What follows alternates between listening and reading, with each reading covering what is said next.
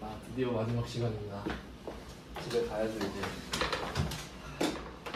자, 이제 주제가 바뀌었는데 부속 명세서입니다.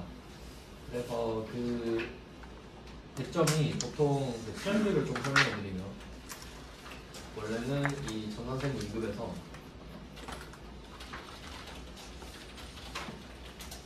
부가가치세 문제로 10점이 나왔어요. 10점. 네. 아마 제가 알기로는 100회까지가 신고서가 7점, 그 다음에 부속 명세서가 3점 이렇게 나왔거든요. 100회까지는. 근데 이제 요새는 조금씩 바뀌어가지고 전자신고하는 게 2점으로 들어갔어요. 그걸 넣진 않았거든요. 왜냐면 그건 해설 보고 그냥 여러분이 따라가시면 돼요. 그러니까 꼭 필요한 절차라 넣은 것 같아요. 전자신고하는 거는 맨날 똑같거든요. 답이 전자신고는. 그래서 걔는 아예 빼버렸고 기출 하나만 풀어도 되니까. 근데 아까 말씀드렸던 대로 그래도 2점짜리 그대로 들어왔기 때문에 배점이 조금씩 빠져요. 그러니까 막 6점, 아까 신고서 6점짜리도 보고 하셨죠. 근데 저번 회차에는 이 부속 명세서에서만 2문제를 냈어요. 그러니까 부속 명세서 지금 목차 보시면 11개 있죠. 3점짜리라 솔직히 가성비는 안 좋은데 요새는 좀 비중을 높이는 것 같다. 그냥 뭐 그 정도로 말씀드릴 수 있을 것 같아요. 근데 시험이라는 게 뭐가 나올지 모르니까 다 해야 되잖아요. 그냥 그런 거죠. 그러면 하나씩 볼게요. 나름대로 좀 관련 있는 것들은 붙여서 해놨거든요. 1번부터 좀 보겠습니다. 참고로 그 목차에 그거 메모를 좀 해놓을게요. 1번이 공제받지 못할 매입자액 명세 내역 있죠. 그리고 2번이 공통 매입자액의 정산 내역. 지금 뭐 봐도 무슨 말인지 모르시겠지만 1번, 2번을 묶어도 돼요. 그 맨 앞 페이지에 있잖아요. 1번, 2번을 묶어서 한 문제로 출제된 적이 많았어요. 이 두 개를 묶어서 한 문제로. 그래서 어쨌든 우리는 한 문제씩 풀면 당연히 같이 내도 풀 수 있겠죠. 네, 그래서 한번 해보겠습니다. 1번 공제받지 못할 매입액 명세서. 매입 내역이네. 정확히 말하면 매입액 내역입니다. 그러면 신고서로 한번 들어가 볼까요? K랩.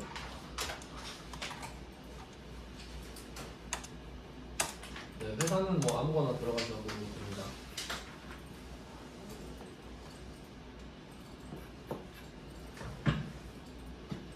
자, 부가가치 탭으로 넘어왔어요. 여기 엄청 많죠? 이 중에 찾아야 돼요. 네, 이 중에 부속 명세서 1번에 공제받지 못할 매입액 명세서 있죠. 요거를 먼저 해봅시다. 네, 여기 들어가면 4개가 있어요. 들어가면 4개 있죠? 그러니까 이 중에 이 첫 번째 거랑 세 번째 거 있죠. 첫 번째 거랑 세 번째 거를 같이 넣는다는 소리예요. 그러니까 좀 부연 설명을 해드리면, 시험에 이제 어떻게 나오냐 하면, 첫 번째 게 공제받지 못할 매입세액 내역 있죠. 그러니까 이거는 우리가 잘 알아요. 그 매입세액 불공제 사유예요, 그냥. 이거는 좀 할만할 것 같고요. 그 다음에 두 번째 보면 안분 이렇게 써 있는데, 이건 참고로 예정 때 합니다. 예정 때. 언제 하는지부터 일단 말씀을 드리면, 안분은 예정 때 하고 정산은 확정 때 하거든요. 근데 한번 생각을 해보세요. 이제 예정은 뭐 1월부터 3월 그리고 뭐 7월부터 9월 이렇게 3개월씩만 하잖아요. 근데 이거는 그 신고할 때랑 또 구성 명세서가 좀 다른데, 여기에서 이쪽에서는 어떻게 하냐면, 얘네들은 지금 이 주제는요, 예정 때는 3개월치만 하고 확정 때는 6개월치를 다시 구해요.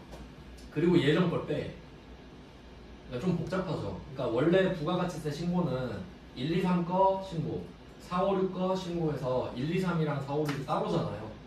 근데 이쪽에서는 1기가 1, 2, 3, 4, 5, 6이니까 예정 때는 1, 2, 3 똑같이 3개월만 하고, 확정 때는 4, 5, 6만 하는 게 아니라 1, 2, 3, 4, 5, 6을 다 구해. 그리고 예정을 구해놨죠.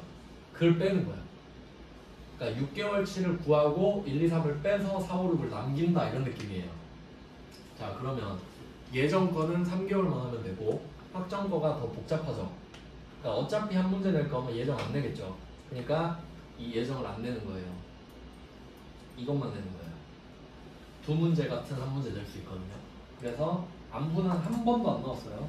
낼 이유가 없고, 그리고 정산할 때 낼 수 있거든요.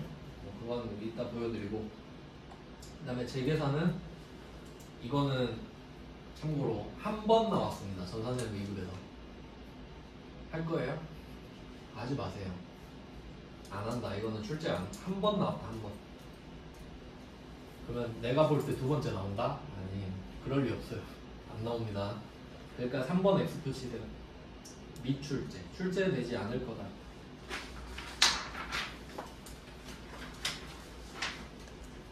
아, 그리고 또 안 나오는 거 하나 있는데 8번 재활용 폐자와 함께 공개 신고서 이것도 안 나옵니다. 근데 왜 넣어놨는지 아세요? 시험에 출제 안 되는데 왜 넣어놨는지 아세요? 실무에 점수죠? 아니요, 그냥 자료만 보시는 분들 다 공부하라고. 아, 영상 보시는 분들한테 메리트가 있어야 될 거 아닙니까?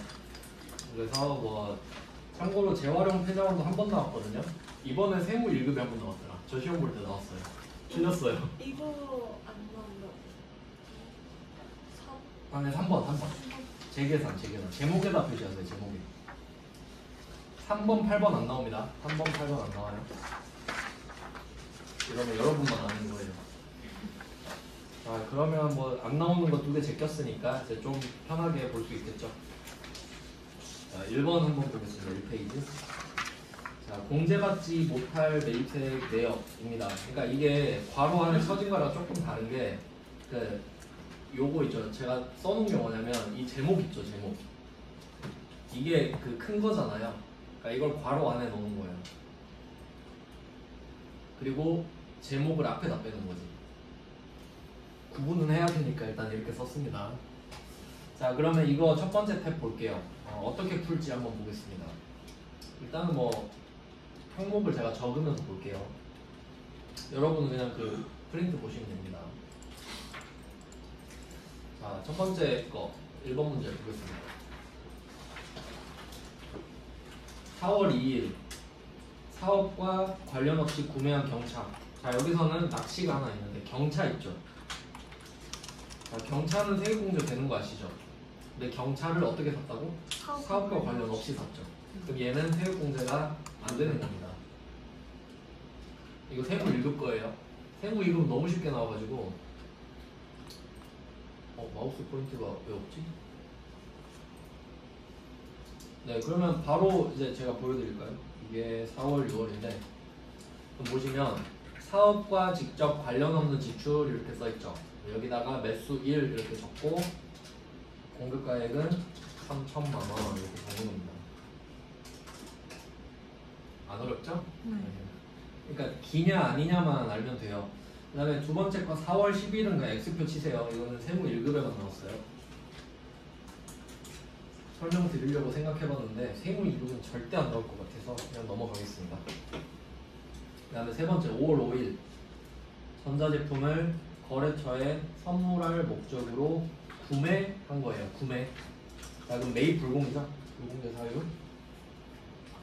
왜냐면 이게 이걸 말씀 안 드렸네. 1번 문제 보시면 첫 번째 줄에 수취한 전자세금계산서 내역이다 이렇게 써있죠. 그러니까 이거 다 불공이잖아요. 그냥 뭐 그렇구나 하시면 돼요. 세금계산서 받은 거니까 여기 적어요. 그러니까 세금계산서를 받은 것 중에 불공제 사유만 적어요. 그럼 반대로 생각하면 공제가 되는 건 여기 안 적지. 공제가 되는 건 공제가 되는 거니까. 그러면 얘는 어디다 적어요? 04번에 동그라미 4번에 일매 적고 350 적으면 되겠죠. 기업 업무 추진비 및 이와 유사한 비용 관련입니다. 자, 그 다음에 6월 1일 보세요. 6월 1일은 기존에 사용 중인 공장용 건물에 대한 철거 비용. 이거 오답률 꽤 높을 겁니다. 중요 표시해주세요. 이거는 좀 괜찮았다. 이 문제는 좀 좋습니다. 그럼 여러분 이거 생각나는 거 있어요? 혹시 이거 생각나지 않나요? 토지의 자본적 지출. 아닙니다 지금. 왜냐면 기존에 사용 중이죠. 이거 표시하셔야 돼요. 기존에 사용 중. 제가 두 가지 사례를 좀 설명해 드려 볼게요. 두 가지 사례. 자, 케이스 1. 첫 번째 상황은 건물이랑 토지를 같이 샀어요. 일괄 구입했습니다. 근데 나는 건물이 필요가 없어. 건물이 필요 없어요. 난 토지 때문에 샀습니다. 그럼 이거는 철거 각이죠. 네. 그럼 바로 철거 나오겠잖아요. 네. 그럼 이때 건물이랑 토지를 같이 샀는데 뭐 금액은 그냥 예를 들어볼까요? 그냥 건물은 10원이고 토지가 뭐 20원이다 이렇게요. 그럼 만약에 토지만 있었으면 허허벌판이면 20원만 주면 토지를 딱 살 수 있었죠. 네. 근데 그 토지 위에 건물이 서 있는 거예요. 근데 나는 울며 겨자 먹기로 이 건물도 사야 되죠. 네. 네. 그러니까 이 건물은 토지값에 붙잖아요. 네. 그러니까 일단 이 건물은 토지의 자본적 지출 맞죠. 네. 네. 자, 근데 철거까지 해야 돼. 철거비. 철거비 뭐 한 2원 들었다 할까요? 자, 그러면 철거비 2원은 토지에 또 붙이죠. 네. 네. 그러니까 토지 가격이 지금 여기까지 하면 20 플러스 10 플러스 2 이렇게 해야 되겠죠. 32. 네. 왜냐면 지금 평평한 토지를 만드는 중에 32를 쓴 거니까. 이해되시죠? 네. 자, 근데 두 번째는 내가 쓰던 건물이 장부금액 10만원짜리가 있는 거예요. 자, 근데 이걸 철거한 거죠? 네. 자, 그럼 문제 그대로 맞죠? 기존에 사용 중인 공장용 건물에 대한 철거 비용. 자, 그럼 이거 다 부셔버리잖아요? 철거비 2원 들었다 할까요? 철거 2. 자, 그럼 얘는 뭐냐면 비용입니다. 비용 12예요. 돈 나가잖아요? 그냥 비용이지. 그러니까 정확히 말하면 처분소지. 유형자산 처분소지. 왜냐면 아무것도 없잖아요. 그냥 건물 멀쩡한 10 날라가고 철거비 2 날라가죠. 그럼 뭐 이걸 어디다 붙여? 토지에 붙입니까? 아니죠. 토지에 붙일 이유가 없지. 쓰던 건데. 그래서 상황이 다릅니다. 그러니까 우리가 알고 있던 철거 비용을 토지에 붙이는 거는 건물이랑 토지를 같이 사야 돼요. 그리고 그 건물을 부셔야만 철거비가 토지에 붙는 겁니다. 아시겠죠? 네. 그래서 그럼 이 철거 비용은 세액공제가 안 되나? 돼요. 되죠. 안 될 이유가 없으니까 되는 거죠. 그러니까 가만히 냅두는 거예요. 안 되는 게 아니니까 안 되는 것만 적는 거죠. 네. 그래서 이거를 6번에 적을 확률이 좀 높아 보인다. 토지의 자본적 지출 아닙니다. 세액공제 되는 겁니다. 네, 그 다음에 마지막 본사 사업 신축 공사비 안 될 이유가 없죠. 네, 그래서 이 두 개를 적는 게 답이에요. 세무 1급과는 좀 재밌죠? 세무 2급은 진짜 쉽게 나오거든요. 자, 넘어가 보겠습니다. 2번 문제로. 그러니까 이거 적는 거는 안 어렵잖아요. 찾는 게 중요합니다. 네, 적는 거는 아무 의미가 없어요. 자, 그러면 두 번째 문제 한번 볼까요? 자, 첫 번째 거 보세요. 면세 사업에 사용하기 위하여 소모품을 구입. 면세 사업에 사용하려고. 세액공제 안 되겠죠? 면세 사업이니까. 그러면 얘는 동그라미 5번이네요. 동그라미 5번에 1매 적고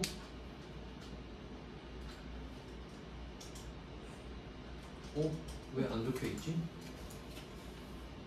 밑에 5번에 적혀야 되는 거 아닌가요? 1번 이건 세금 계산서 수취분이 아니라서 그렇다. 부가가치세 예정 신고기가 이어서 1월 3일 아닙니다.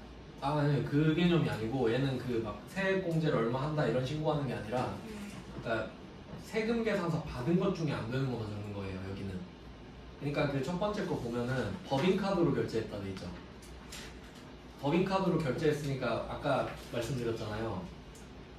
카드 전표랑 현금 영수증 받은 건데 세액 공제 안 되는 건 아예 안 적는다 그랬죠. 일반 전표에만 적는다 했잖아요. 그러니까 여기도 안 적어요. 그래서 여기서는 법인카드로 결제했다 때문에 안 적는 겁니다. 세무 1급. 밑에 써 있어요. 밑에 보시면 1페이지 맨 밑에 보시면 맨 밑에서 두 번째 줄 있죠. 신용카드 매출전표 및 현금영수증을 수령한 매입세액은 공제받지 못할 매입세액 명세서 기재 대상에 해당하지 않는다. 왜냐면 세금 계산서 수취분만 적으니까. 저는 그걸 말한 게 아니라 저 날짜 안 적어. 날짜는 뭐 별로 중요하지 않아서 날짜는 일기 예정에 1월 3월. 그래서 뭐 면세 사업에다가 적을까 했는데 카드 점표에서 보고 안 적는 겁니다. 그러니까 안 되는 사실은 똑같아요. 안 되는 건 맞는데 여기엔 안 적는다는 소리예요. 자, 두 번째 거는 거래처에 선물을 하려고 세금 계산서 받았죠. 아까처럼 4번에다가 써주세요. 그냥 여러분 보기만 하셔도 되죠. 안망이자 330에 부가세 포함이니까 300만 원만 적으시면 되겠네요.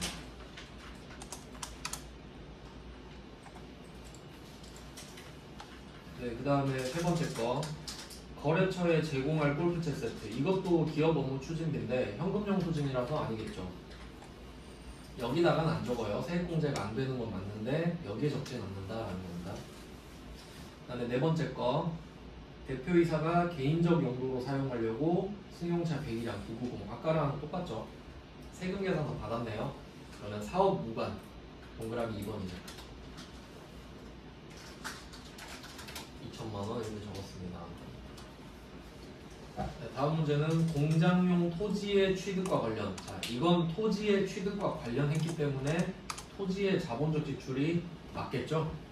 네, 그럼 얘는 토지의 자본적 지출에 써주시면 됩니다.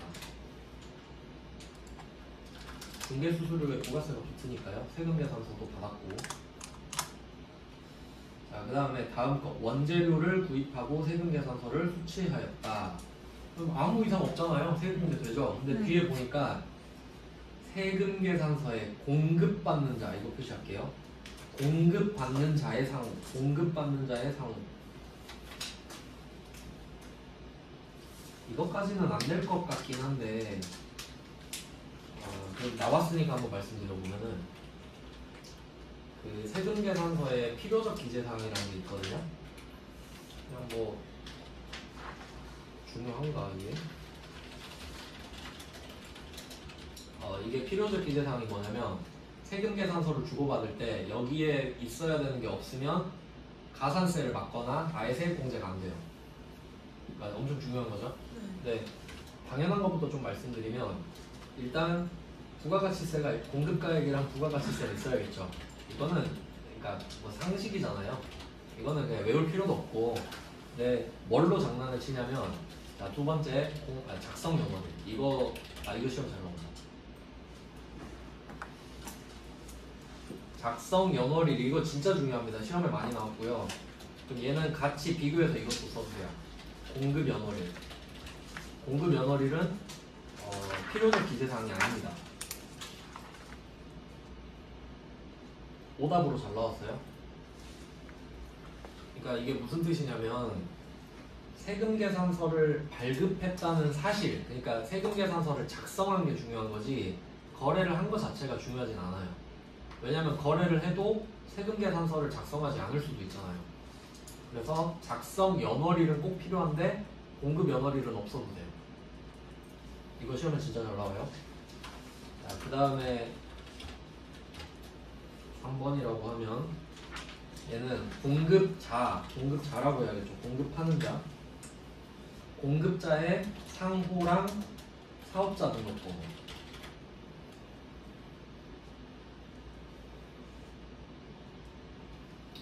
자, 그 다음에 결국 다 적네. 4개인데 공급받는 자의 사업자 등록번호. 적었으니까 그래도 좀 기억을 해봅시다.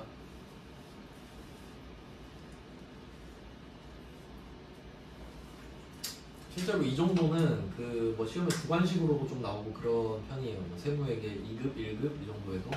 자, 그러면 얘는 어떻게 해석하시면 되냐면 공급자가 있고 공급받는 자가 있죠. 그러니까 물건을 파는 사람과 사는 사람이 있잖아요. 그러면 세금 계산서 적을 때 그 뭐 그림 떠올리실 수 있죠. 그러면 이게 공급하는 사람이 중요하단 말이에요. 그러니까 공급하는 사람은 상호나 뭐 성명도 뭐 당연합니다. 가게 이름이면 상호겠고 자기 이름이면 성명이겠죠. 그래서 공급하는 사람은 상호랑 성명도 적어야 되고 사업자 등록번호 당연히 적어야겠죠.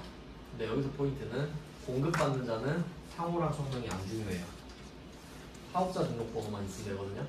그래서 여기에 공급받는 자의 상호가 누락됐다 그러잖아요. 상관없는 거예요. 세액공제 받을 수 있는 겁니다. 그래서 상관없이 냅두면 돼요.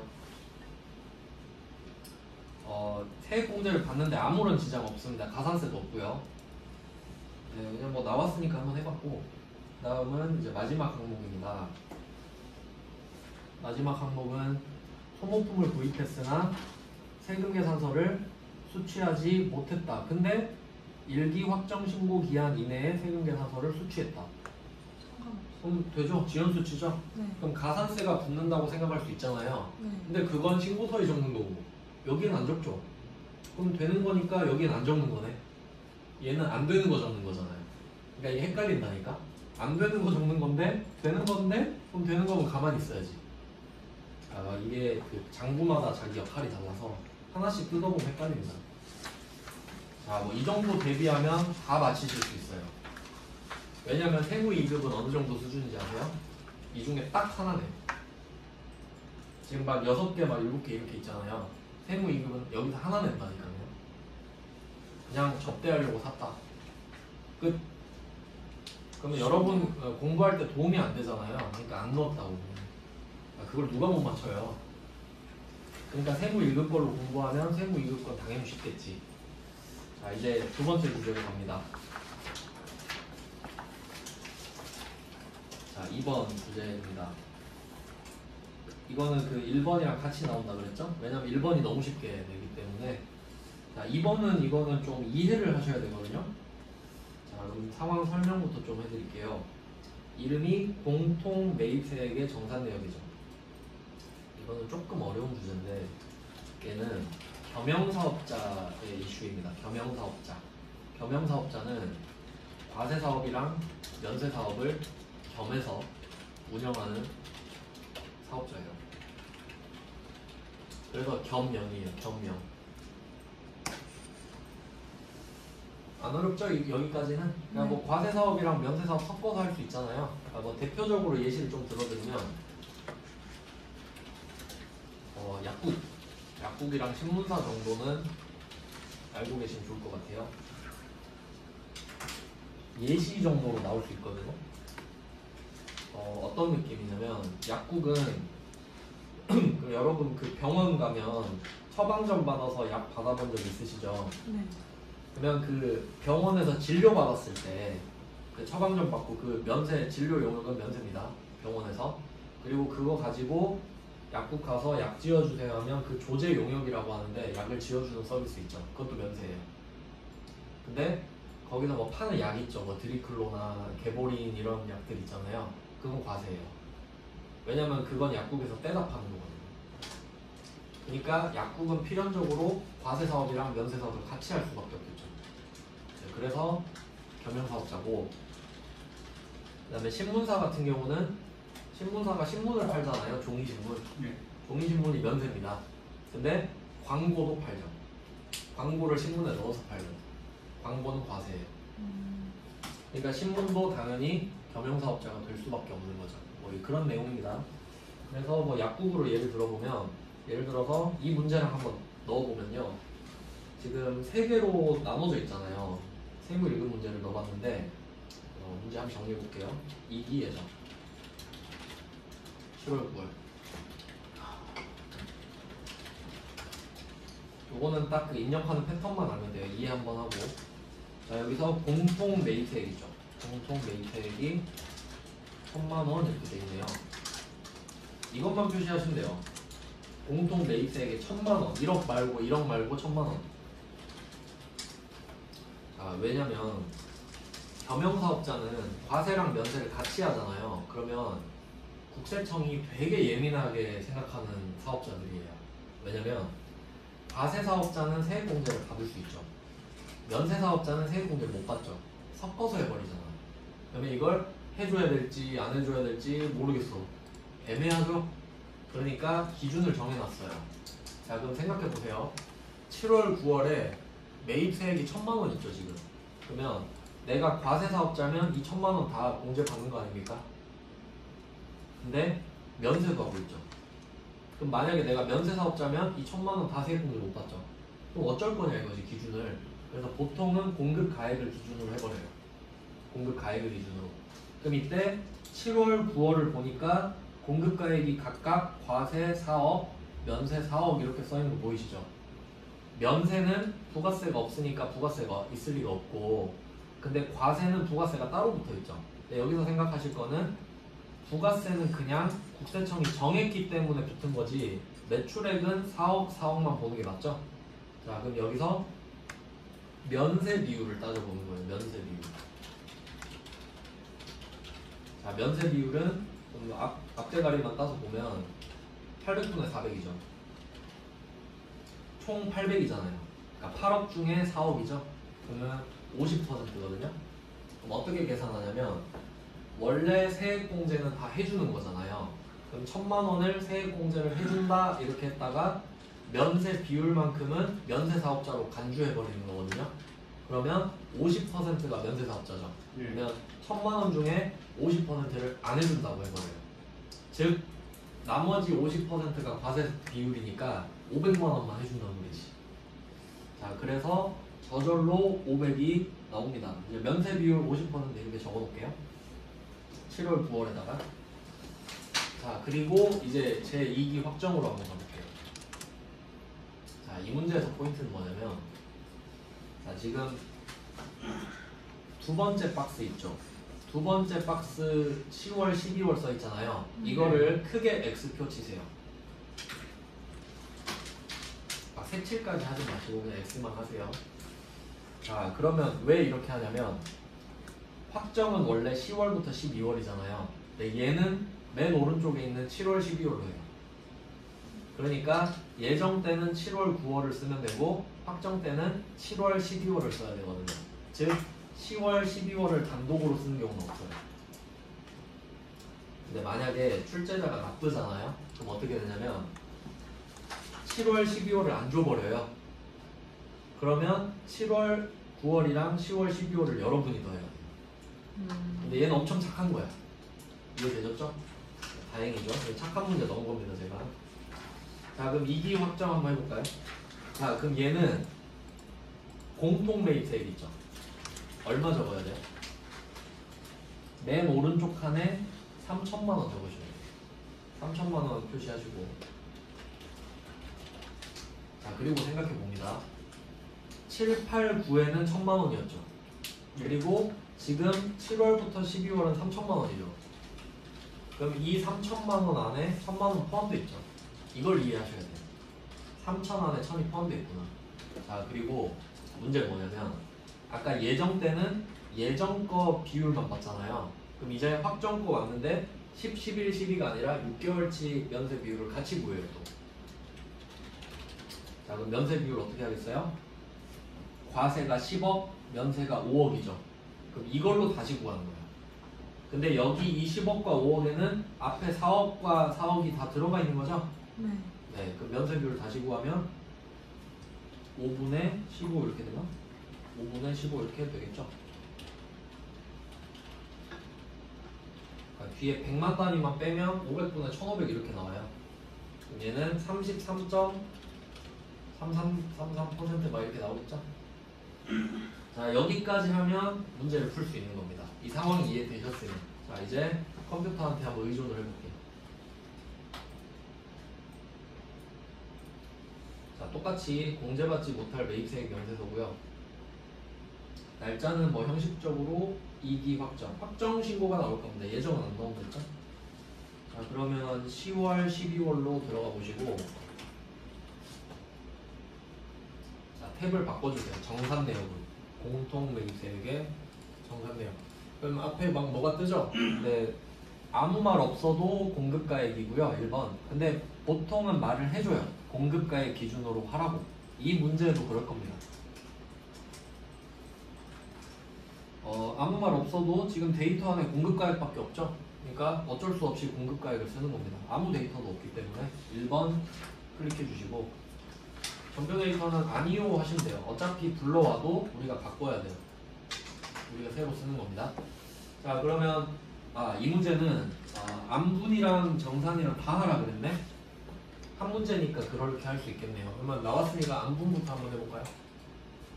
안분 1번 눌러주시고 전표 아니요. 자, 자, 그러면 공급가액으로 바로 넘어가세요. 공급가액. 자, 여기서는 잘 보셔야 돼요. 과세, 면세사업, 공통매입이고 공급가액이죠. 그럼 여긴 1억 적으셔야 돼요. 안부는 예정이니까. 아, 날짜도 바꿔야겠네요. 죄송해요. 날짜도 바꾸고 해야 됩니다. 7월, 9월 해서 안분은 예정이거든요. 7월, 9월 안분 1번 아니요. 공급가액은 1억. 그럼 세액이 저절로 뜨죠.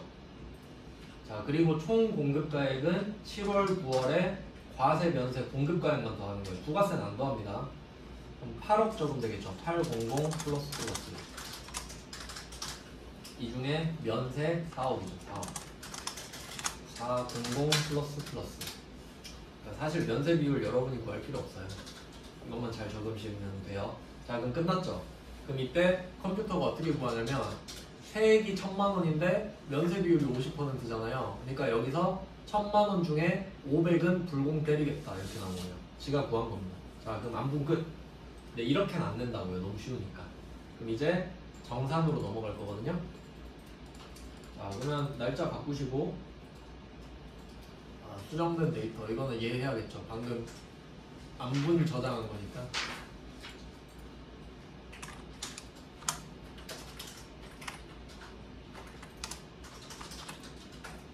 아이고 왜 이러지?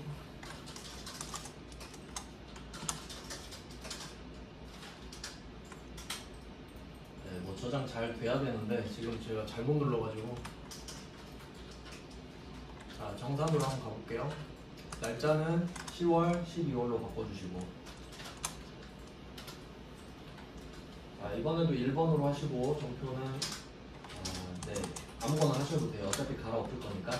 자, 총 공통 매입세액이에요 이번에. 그럼 얘는 7월부터 12월에 써있는 3천만 원을 적어주고요. 그러니까 얘는 또 매입세액만 적어요. 그리고 총 공급가액은 15억이니까 1500 플러스죠. 이 중에 면세는 5억. 자, 면세 비율이 알아서 적히고요. 아까 적어놨던 게 자동 반영되죠. 기불공제 매입세. 아까 500 했던 거. 그러면 이게 답이에요. 즉 우리가 할 거는 사실 없어요. 이것만 잘 적으시면 돼요. 할만하죠? 그래서 실제로 우리가 적어야 됐던 금액을 여기다 표시해 두시면 되겠네요. 뭐 7월, 9월 같은 경우는 4억, 4억, 1억 이렇게 적었었죠. 4억, 4억, 1억. 이건 안분이라고 적어두시면 되겠고, 실제로 적었던 거는 3개였습니다. 그 다음에 그 7월, 12월 위에는 정산 이렇게 적어두시면 되겠고, 실제로 우리가 썼던 금액은 5억이랑 10억을 합친 15억이었죠. 그리고 공통 매입세액 3천만 원 이렇게 적었습니다. 그러니까 7월, 12월은 10억, 5억 하고 3천만 원 이렇게 3개 넣었었죠. 그래서 이것만 적어주시면 문제 답이 나옵니다. 자, 그래서 이렇게 합쳐서 한 문제로 보통 냈고요. 이건 한 문제로 충분하기 때문에 한 문제만 넣었어요.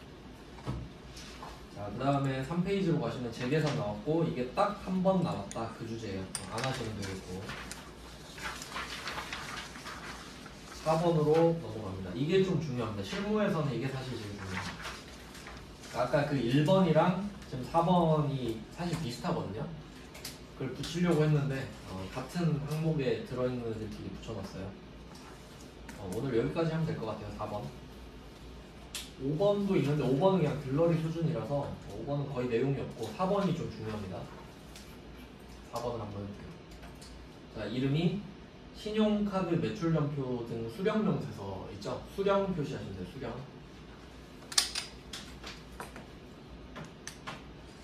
자, 그럼 얘는 뭐 하는 거냐면 세액공제를 받을 수 있는 것만 적는 거예요. 자, 그럼 이거 1번이랑 한번 비교해서 설명을 해드릴게요. 아까 1번 같은 경우는 공제받지 못할 매입세액 내역이었고, 얘는 뭘 적는 거냐면 세금계산서 수취분인데 매입세액 불공제 사유를 적는 거예요. 그러니까 아까 처음에 했던 1번 있죠. 얘는 세금 계산서 받은 것 중에 매입세 불공제 되는 것만 적는 겁니다. 그러니까 반대로 말하면 세금 계산서가 아닌 걸 받았거나 매입세 공제가 되는 건 안 적는 거죠. 딱 이것만 적는 거니까. 즉 이거 쉽게 말하면 뭐냐면 그 메인 매출 전표 불공사유 있잖아요. 그러니까 메인 매출 전표에 54번 불공에 적혀야 되는 것만 여기 적는 거라고. 맞죠? 그럼 똑같아요.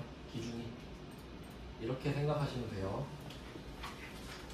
54번 불공 기준이랑 똑같다고 보시면 되는 겁니다. 그래서 아마 이거 메인 매출 전표에 54번 불공 찍잖아요. 근데 여기도 자동 가는데요 원래. 근데 그냥 풀어보라고 하는 거예요. 자 이제 4번 갑니다. 4번은 어떤 거 하는 거냐? 4번은 신용카드 매출 전표 등 수령 명세서 이렇게 되는 거죠. 자 얘는 자 여기서 사실 이것도 의미가 있는데 앞으로 계속 반복됩니다. 등 있죠 등. 신용카드 매출전표 등 이거 되게 많이 보이실 거거든요. 그럼 이게 무슨 뜻이냐면 신용카드 매출전표랑 현금영수증 두 개를 말하는 거예요. 이해되시죠? 그러니까 원래는 체크카드 전표도 되고 그러니까 등이에요. 근데 이것 보고 신용카드만 되나? 그러면 안 되죠. 자 그러면 얘는 세액공제가 되는 것만 쓰거든요. 되는 거. 얘는 신용카드 매출전표 현금영수증 수취분 얘는 세액공제 되는 거죠. 되는 것만 적는 거예요.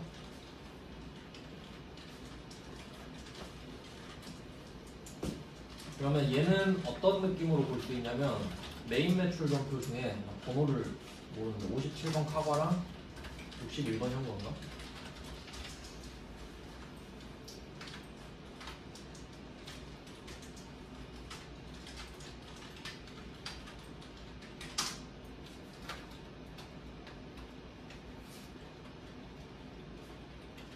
맞아요. 네, 57번 카과랑 61번 현금 맞네. 네, 그러니까 이게 사실 그 메인 매출 전표에 입력하면 자동 반영돼요. 근데 우리 보고 시키는 거야 지금. 그래서 이렇게 좀 이해를 하셔야 돼요. 그러니까 불공 같은 경우는 안 되는 걸 적는 거고 지금은 되는 것만. 그러니까 얘는 어때요? 아까 부가가치세 신고서도 보셨는데 부가가치세 신고서 할 때도 카드 전표랑 현금 영수증 받은 것 중에 세액공제 안 되는 건 아예 안 적었죠. 그러니까 여기도 안 되는 건 아예 안 적어요. 그냥 되는 것만 적는 거예요. 자, 그러니까 이 두 개가 왔다 갔다 하면 헷갈리겠지. 한번 보겠습니다. 네, 그러면 일단 뭐 탭은 여기 있어요. 부가가치세 쪽에 신용카드 매출전표 등 수령 명세서. 이게 발행이랑 헷갈리면 안 돼요. 수령은 내가 받은 거죠. 그러니까 세액공제가 되는 거고 발행은 나중에 내가 준 거예요. 수령 보겠습니다. 수령 갑을 써있죠? 갑을이 뭐예요? 이게 그냥 그 세금도 구분할 때 갑 그 서류를 갑을 이렇게 나누거든요. 그 정도 의미만 있어요. 계약서 쓸 때도 갑과 을 하듯이 그냥 구분만 하는 건데 의미 없습니다. 여기서. 자 그러면 01번 볼게요. 5페이지에 4월 6월 이거는 그냥 형식적으로 적는 거죠. 4월 6월. 자 그럼 밑에다 적는 거거든요. 위에는 합계가 저절로 붙어요. 밑에 쓰면. 자 그럼 한번 해볼게요. 자 무조건 적는 게 아니라 되는지 안 되는지 구분부터 해놓고 적는 거죠. 자 그럼 첫 번째 거 보시면 5월 1일 써있죠. 문구사랑 일반입니다. 공급대가가 22만원, 부가세가 포함된 금액이고 세금 계산서를 받았죠. 네. 자 그럼 얘는 세금 계산서로 부가가치세 신고서로 들어가면 되거든요. 근데 왜 신용카드 매출전표 등 수령명세서로 갖고 와? 그러니까 이미 세액공제 받은 겁니다. 그렇기 때문에 세금 계산서 받았기 때문에 여기선 안 된다고 표시하셔야 돼요. 두 번 공제해주면 안 되잖아요. 그러니까 세금 계산서 받았으니까 앞에 X표 치시면 되겠죠? 이미 공제를 받았기 때문에 또 안 되는 거예요. 자, 그 다음에 두 번째 5월 7일 면세사업자인데요. 면세사업자이면 공급 대가가 55,000원이어도 이 안에 부가세가 없죠. 그럼 뭐 공제될 게 없지 않습니까? 그러니까 안 적어요. 면세에다 표시하시면 되겠죠.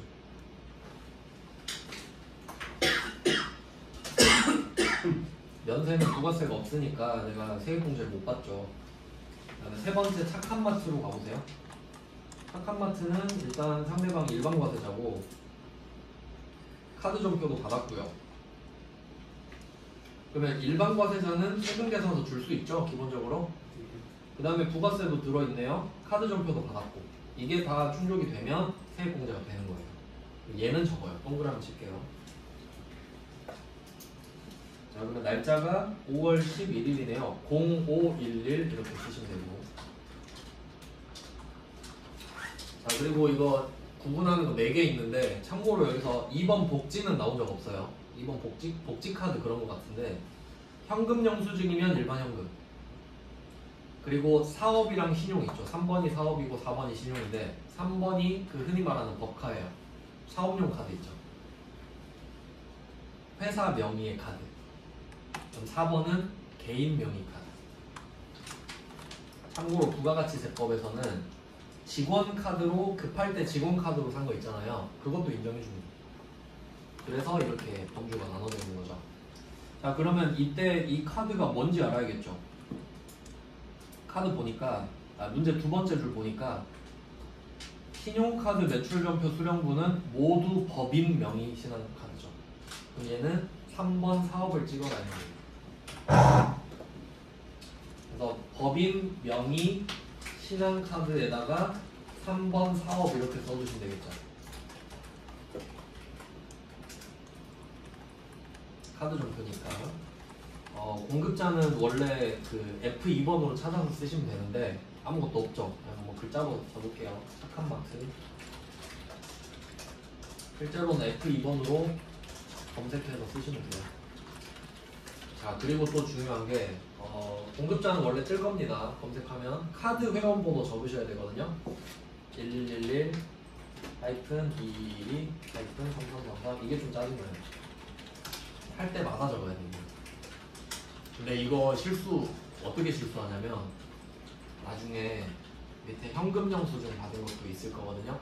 그럼 이거 부분 현금으로 찍는다 그랬죠. 그리고 번호 적어. 근데 틀렸죠? 네. 카드가 아니잖아요. 현금 영수증이면 번호 안 적는 거예요. 네. 현금 영수증은 카드 번호가 없잖아요. 그거 조심해야 돼요. 아, 밑에 나와 있네 답지. 이러니까 답 보고 말하는 거 같네요.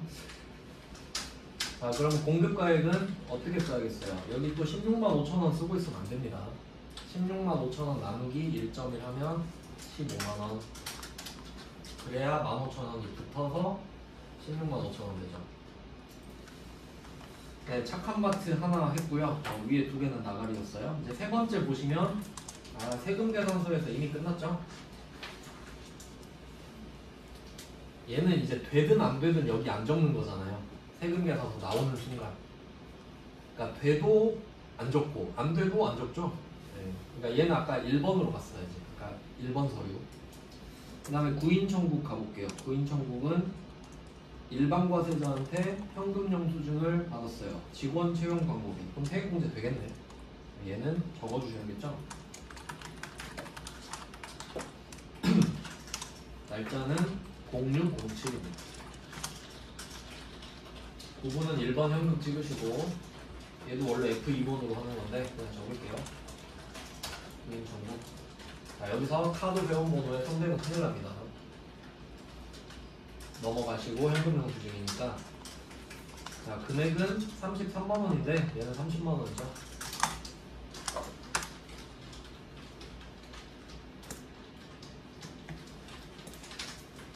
자, 그 다음에 커피 세상 갈게요. 밑에 6월 16일은 자, 간이과세자 나왔습니다. 간이과세자 나오면 긴장해야 되죠.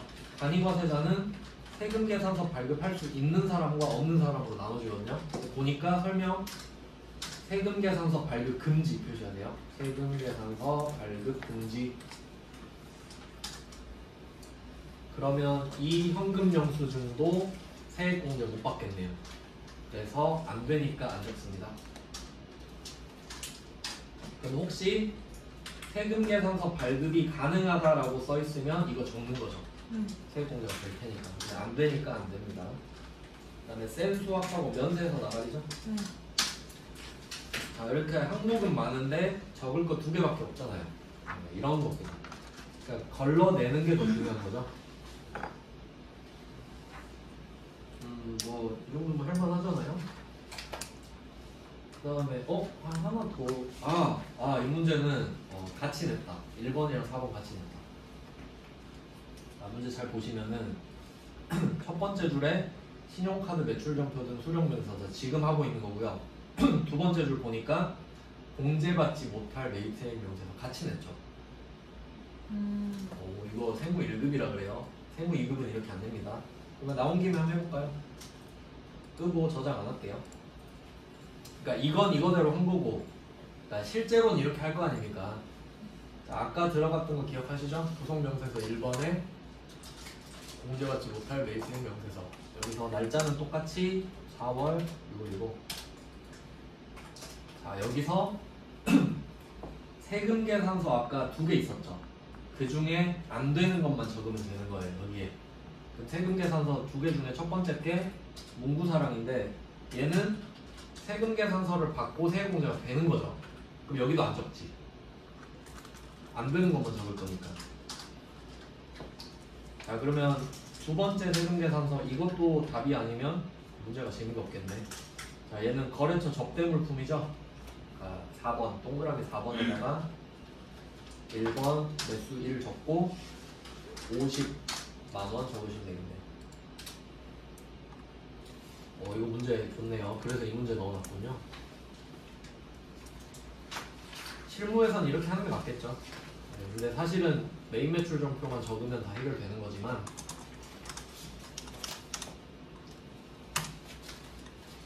자 그러면 나머지는 그냥 쭉쭉 볼게요. 입력 없이 그냥 설명해 드리면서 보겠습니다. 어차피 똑같을 거 아니에요? 이 페이지 보시면 02번 있죠? 네, 02번입니다. 그러면 첫 번째 신세계 백화점부터 보면 기업 업무 추진비 표시하시고 X죠? 그러니까 그냥 확실히 안 되는 것만 딱 표시하고 넘어가면 되는 거예요. 다 찾을 필요 없이. 왜냐면 하나만 안 돼도 안 되니까. 자, 두 번째 거는 손칼국수.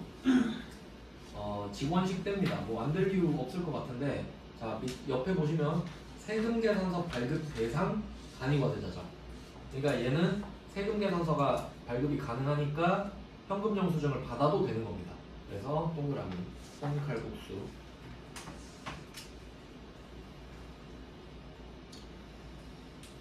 네, 뭐 현금영수증이니까 카드 번호 상관없고요.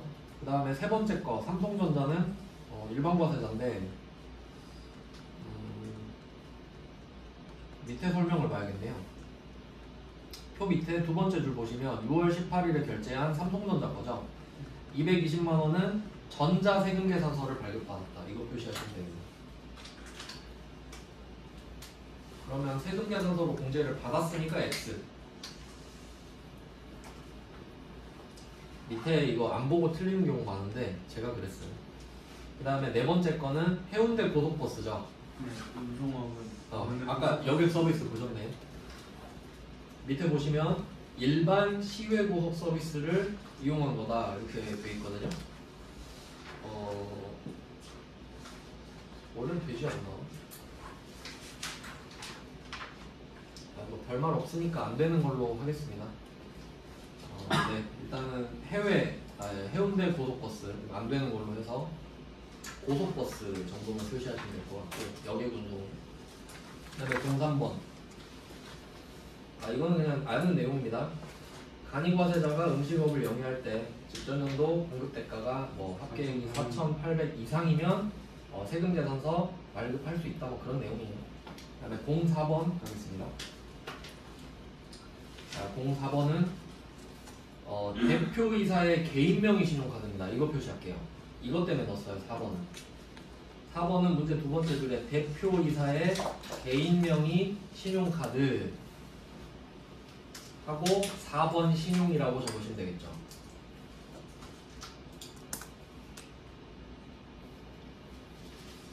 이것 때문에 넣었어요 진짜. 자 그리고 나머지는 그냥 쭉 빠르게 보면 되는데 첫 번째 한국문구 단위과세자인데 세금계산서 발급 가능하니까 되죠. 동그라미. 그 다음에 한국철도공사는 여객 운송에 표시하고 X 하시면 되겠습니다. 여객 운송은 그 아까 전세버스 빼고는 다 안 된다고 보시면 돼요. 별말 없으면. 그 다음에 세 번째 삼성 디지털 플라자 거래처 선물 표시하고 X죠. 거래처 선물 표시하고 X. 그 다음에 네 번째 밥도시락 당사 직원 점심식대 일반과세자 만들 이유 없죠? 동그라미입니다. 여기선 아까 말씀드린 신용 이것만 잘 찍으시면 돼요. 네, 뭐 마지막 문제인가? 마지막 문제 7페이지 하나만 보시면 됩니다. 네, 7페이지에 05번 이것도 똑같은 문제고요. 전제가 있어요. 첫 번째 박스 보시면 첫 번째 줄에 모든 거래는 일반 과세자다. 그러니까 세금 계산서 발급할 수 있다는 소리죠. 자, 첫 번째 거 현금 영수증 가사도 뭐 되겠죠. 안 될 이유가 없어 보이네요. 그 다음에 두 번째는 거래처 식사 접대 지출 X. 거래처 접대했으니까 안 되고. 자, 세 번째는 놀이동산 입장권 이거 네, 두 번인가 세 번인가 나왔어요. 놀이동산 입장권. 자, 그 밑에 보시면 답 나와 있죠. 답 맨 밑에 입장권 발행을 영위하는 사업은 매입세 공제를 받을 수 없다. 그냥 법에 적혀 있습니다. 이렇게 이유는 모르고요. 그냥 법에 나열돼 있어요. 그러니까 이거 아는지 물어보고 싶었던 거지 그냥. 그 다음에 네 번째 강남 돼지집은 뭐 되겠죠. 그 다음에 다섯 번째 업무용 승용차 2000cc에서 나가리죠. 그러니까 뭐 이 정도 이거는 우리가 맨날 하던 거예요. 네, 오늘은 여기까지 보고요. 내일 이거 마무리 지으면 되겠네요. 네, 오늘은 여기까지 하겠습니다. 고생하셨습니다. 수고하셨습니다. 네, 수고하셨습니다.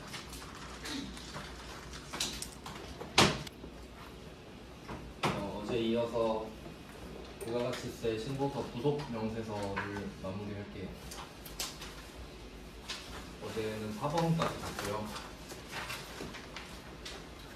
4번에 신용카드 매출점표 등 수령 명세서 봤는데 이 부분이 이제 실무에선 중요한데 은근히 많이 안 내더라고요. 조금 아쉽습니다. 이런 문제를 많이 내야 된다고 생각하는데 엄청 빈도수가 높진 않았어요. 그 다음은 8페이지로 가보시면 5번 문제 있죠. 이것부터 한번 보겠습니다. 얘는 아마 한 문제밖에 안 넣어놨을 거예요. 얘도 빈도수가 굉장히 낮고요.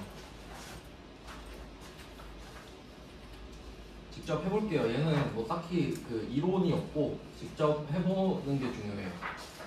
네, 여기서 이제 구분하셔야 될 거는 부가가치 탭으로 넘어가시면은 여기서 어제 했던 게 신용카드 매출점표 등 수령 명세서에서 수령이 있었죠. 그러니까 이거를 받았으니까 여기서 세액공제가 되는 것만 따로 적어놨단 말이죠. 근데 지금 할 거는 신용카드 매출점표 등 발행금액 집계표예요. 그러니까 내가 판 거예요, 판 거. 그래서 제목에 발행 표시하시면 되고요. 당연히 헷갈리면 안 되겠죠. 자, 수령은 중요한데 발행은 좀 덜 중요하다 이렇게 보시면 돼요. 판 거를 적는 겁니다. 한번 들어가 볼게요. 얘는 적는 방식만 알면 되는데 날짜는 7월, 9월로 써놓고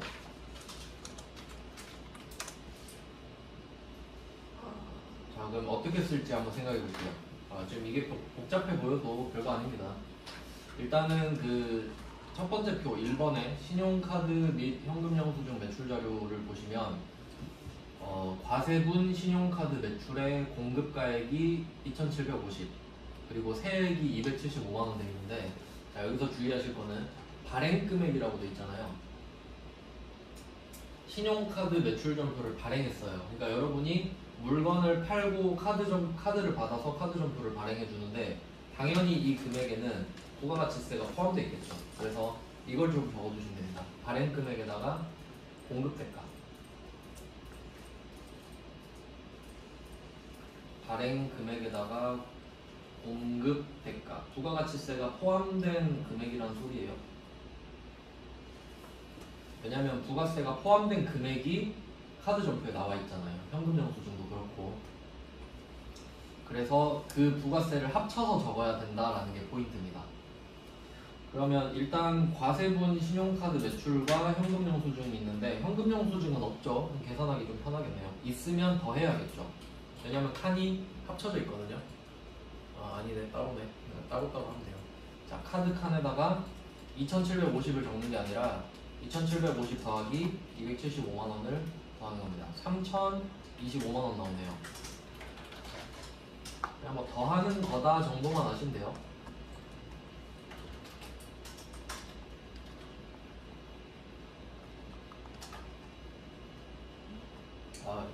콤마를 점으로 봐가지고. 네, 이렇게 해서 카드 쪽에는 써주시고 현금 영수증은 없죠. 넘어가는 겁니다. 그리고 이제 면세로 와보시면은 면세 신용카드 자리가 또 따로 있죠. 면세 신용카드, 면세 현금 영수증. 면세는 부가세 없으니까 1730. 면세 카드 1730 쓰고 또 오른쪽에 현금 영수증 면세 650. 네, 이렇게 쓰면 돼요. 그러니까 뭐 별로 어려운 거 없잖아요. 근데 마지막에 맨 밑에 칸 있죠. 여기서 세금 계산서를 발급한 금액이 얼마냐 이거 써주시는데 여기서 이제 또 중요한 거는 부가세를 포함한 금액입니다. 발행 금액 중이라고 되어 있으니까 그러면 보니까 이 위에 있는 금액 있죠. 이 위에 있는 금액 중에 부가세, 그러니까 세금 계산서 발급한 금액이 400에 40 써 있잖아요. 그러면 세금 계산서 발급 금액에다가 440을 써주시면 됩니다.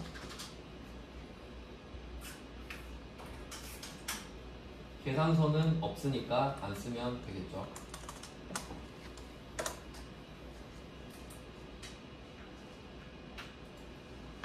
네, 그래서 그 2번 같은 경우는 신용카드 매출분에는 있고 현금 영수증분에는 없는데요. 위에 과세분이 없어서 그렇죠. 근데 만약에 과세분이 있었으면 이거 합쳐서 적어야 될 겁니다. 근데 이거 한 문제만 잘 연습하시면 될 것 같고요. 그나마 세무 1급이라 좀 손이 가는 문제였던 거예요. 세무 2급에서는 좀 쉽게 나오는 편이고요. 자, 이렇게 하고 이제 다음 주제로 넘어가 보겠습니다. 대손세 공제 신고서는 이거 손이 되게 많이 가는 주제입니다. 그래서 막 자료 요약도 해놓고 했죠. 한번 볼게요. 일단 이론부터 좀 보겠습니다. 대손세 공제는 이거 시험에도 좀 많이 나오는 건데 어떻게 나올 수 있는지부터 좀 설명을 드릴게요. 대손세 공제라고 되어 있죠. 이게 시험에 어떻게 나오는지 설명해 드릴게요. 자, 첫 번째는 어제 봤었는데 부가가치세 신고서에서 대손 확정됐다, 대손금 회수했다 이거 본 적 있으시죠? 네. 그러니까 부가가치세 신고서에서도 들러리로 일단 나오고요. 그 다음에 두 번째는 지금 부가가치세 신고서 부속 명세서에서 따로 나오고 있죠. 대손세액 공제 신고서라고. 아예 주제를 배정을 해주는 거예요. 그러니까 두 문제가 나올 수도 있는 거죠. 한 개 더 있다. 한 개 더. 일반 전표에 분계 3개 나올 수 있는데 첫 번째가 대손 확정, 그리고 두 번째가 대손 처리, 세 번째가 대손금 회수. 이렇게 일반 전표에도 나올 수 있거든요. 그러니까 이게 빈도수가 굉장히 높은 주제라고 볼 수 있는 거예요. 이거 자료를 따로 안 드렸네. 이거 분계는 제가 그 예시로 보여드릴게요. 분계.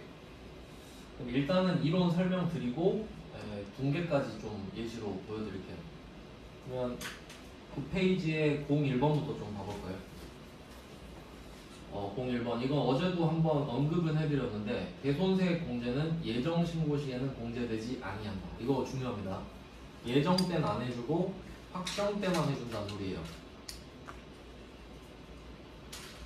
그러니까 1월부터 6월 것까지를 모아서 4, 5, 6 신고할 때 같이 하는 거고 7월부터 12월 것까지를 모아서 10, 11, 12 때 신고할 때 같이 하는 거고 뭐 이런 식인 겁니다. 예정 때는 아예 받아주질 않아요. 그러니까 이건 어떻게 응용하시면 되냐면 부가가치세 신고서 문제가 나왔는데 예정 신고 문제가 나오잖아요. 그럼 대손 문제 나와도 쌩까야 되는 거예요. 예정 신고도 나오는 거 본 적 있으시죠? 그 다음에 02번 보시면 대손세액 공제는 일반 과세자에게 적용된다라고 되어 있죠. 간이 과세자에게는 적용하지 아니한다. 이것도 참고로 알아두세요. 말 문제로 나옵니다. 간이 과세자는 이미 혜택을 받고 있기 때문에 세액 공제까지 안 해준다는 소리예요. 간이 과세자는 안 된다. 예정 신고 안 된다. 안 되는 것부터 일단 제껴야겠죠. 그 다음에 03번. 이것도 중요합니다. 이걸 알아야 문제 풀 수 있거든요. 03번은 정의예요. 정의. 대손세액 공제를 어떻게 해야 되느냐. 재화 용역을 공급한 후 그 공급일로부터 10년, 이게 포인트입니다. 10년. 왜냐면 옛날에 5년이었거든요. 그러니까 5년으로 장난칠 수도 있어요. 왜냐면 옛날 사람이 문제 내면. 그래서 10년 잘 기억해 주세요. 늘어났어요. 10년이 지난 날이 속하는 과세기간에 대한 확정신고 기한, 이게 나왔네요. 확정신고 기한. 자, 여기서 확정 표시해보세요. 확정. 그리고 1번이랑 한번 이어볼게요. 자, 1번은 예정신고 때 안 된다 그랬죠. 그러니까 확정신고 기한이 나올 수밖에 없는 거죠. 예정 때 안 해주니까 신고 기한은 예정은 안 되고 확정신고 기한까지만 됩니다. 그리고 어제 보셨듯이 어제 제가 틀렸던 문제 있잖아요. 대손 사유가 발생한 그 확정 신고 기한을 해야 돼요. 딱 그때만 돼요. 그때 못하면 경정 청구해야 된다 말씀드렸죠. 그래서 어제 문제 나왔는데 안 쓰는 거 있었잖아요. 저번에 해야 되는데 안 하고 2번으로 문제 낸 거. 그럼 우리는 지금은 할 수 없고 그 전 거를 경정 청구를 다시 해야 되는 거였던 거죠. 그게 좀 어려운 편에 속했던 문제입니다. 자, 그럼 이제 대손 사유를 볼까요? 대손 사유를 제가 그 법 조문 그대로 가져왔는데 키워드만 좀 표시를 할게요. 대손 사유 1번 보시면 소멸시효 완성 표시할게요. 소멸시효가 완성되었다. 그러니까 이게 시효가 완성되면 그렇게 되는 거거든요. 아마 여러분 이 말을 들어보셨을 거예요. 공소시효가 완료됐다, 막 이런 말 있죠. 공소시효 완료되면 범인 못 잡아넣거든요.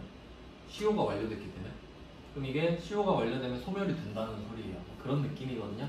그러니까 법에 의해서 내가 받을 권리가 사라졌구나 정도로 생각하시면 되고요. 그 다음에 2번 보시면 법에 의해서 소멸된 채권 이렇게 돼 있는데 여기서는 그 문구가 좀 복잡해요.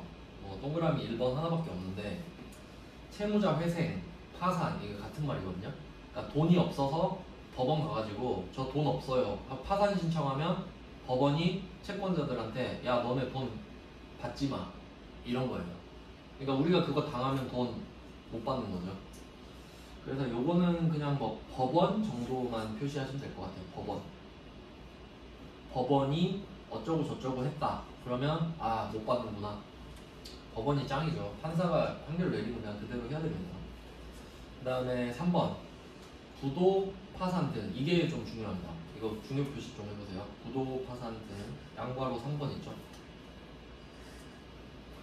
부도, 파산 등으로 회수할 수 없는 채권. 이게 시험에 엄청 잘 나옵니다. 이유가 부도 발생일로부터 6개월 이상 지나야 돼요. 그럼 여기서 포인트는 6개월 이상 지난입니다. 6개월 이상 지나야 돼요. 그러니까 다른 사유들은 발생하면 적냐 마냐 이거거든요. 근데 얘는 6개월까지 더 해야 돼요. 계산이 들어가기 때문에 좀 더 복잡합니다. 그리고 더 볼게요. 뭐 말이 많죠. 6개월 이상 지난 수표 또는 어음상의 채권 및 외상매출금 이렇게 돼 있는데 외상매출금 잘 보셔야 돼요. 외상매출금 뒤에 보면은 조세특례제한법 뭐 이런 법이 있어요. 조세특례제한법에 따른 중소기업의 외상매출금 이거 표시해 볼게요. 중소기업의 외상매출금. 그럼 이거 무슨 말이냐면 해석 잘해야 됩니다. 그러니까 지금 대손 사유를 배우고 있잖아요. 그럼 부도 파산이 발생하면 부도로부터 6개월 이상 지나면 대손 사유가 되는 거니까 우린 세액공제 받는 거거든요. 근데 그 안에 수표, 어음, 채권, 수표, 어음, 외상매출금 이렇게 써 있죠. 근데 수표, 어음은 6개월만 지나면 되거든요. 근데 외상매출금은 누구 거만? 중소기업 거만. 내가 중소기업이어야 돼요. 이거 잘 적어두세요. 그러니까 이 중소기업의 외상매출금이 오해하시면 안 되는 게 내가 지금 상대방한테 외상을 줘서 외상매출금 있는 거잖아요. 쟤가 쟤가 중소기업인 거 말고 내가 중소기업. 이해되셨죠? 나라고 써주셔야 돼요. 중소기업에. 쟤가 중소기업인데 쟤의 외상매출금이 아니에요. 내가 중소기업인데 내가 갖고 있는 외상매출금입니다. 그러니까 중소기업 불쌍하니까 봐주는 거예요. 그럼 이 말은 뭐냐면 중견기업, 대기업은 외상매출금은 안 해줘요. 자, 그리고 또 옆으로 가보시면 다만 이렇게 나오죠. 다만 해당 법인이 채무자의 재산에 대해서 저당권 표시할게요. 저당권이 담보거든요. 담보. 이걸 설정하고 있는 경우는 제외한다 이렇게 써있죠. 그럼 해석을 한번 해보겠습니다. 제가 정리해 드릴게요. 이게 진짜 복잡해요. 법 해석하는 게. 자, 정리해서 다시 적을게요. 자, 그럼 어떻게 되는 거냐면 수표 또는 어음상의 채권 얘는 그냥 6개월 지나면 돼요. 6개월 경과라고 할게요. 자, 그리고 혹시 외상매출금이 나왔다 하면 내가 중소기업일 때만 6개월이 경과하면 효력이 있는 거죠.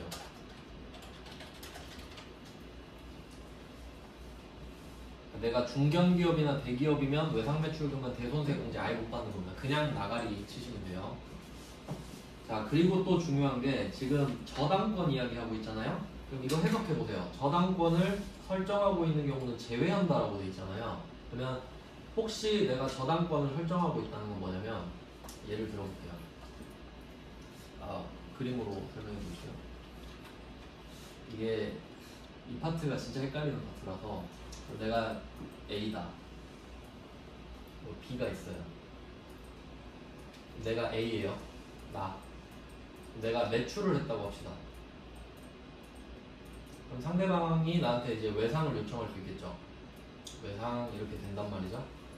그러니까 이 외상이 수표랑 어음이면 6개월만 지나면 되는 거고 이게 외상매출금이면 내가 중소기업일 때만 된다. 이것까지 이해되셨죠?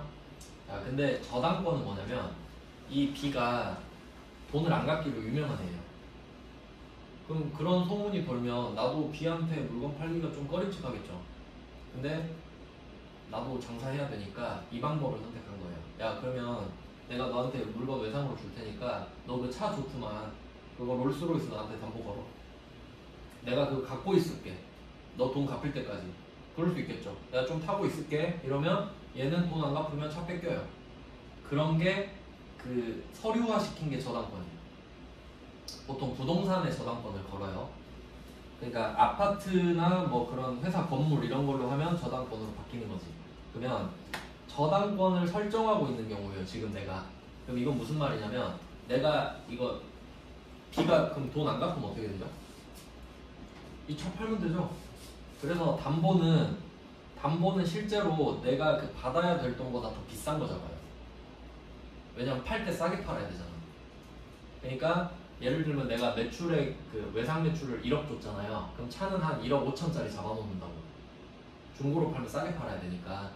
그러면 우리가 이 상태에서 B가 돈을 안 갚으면 돈 못 받는다고?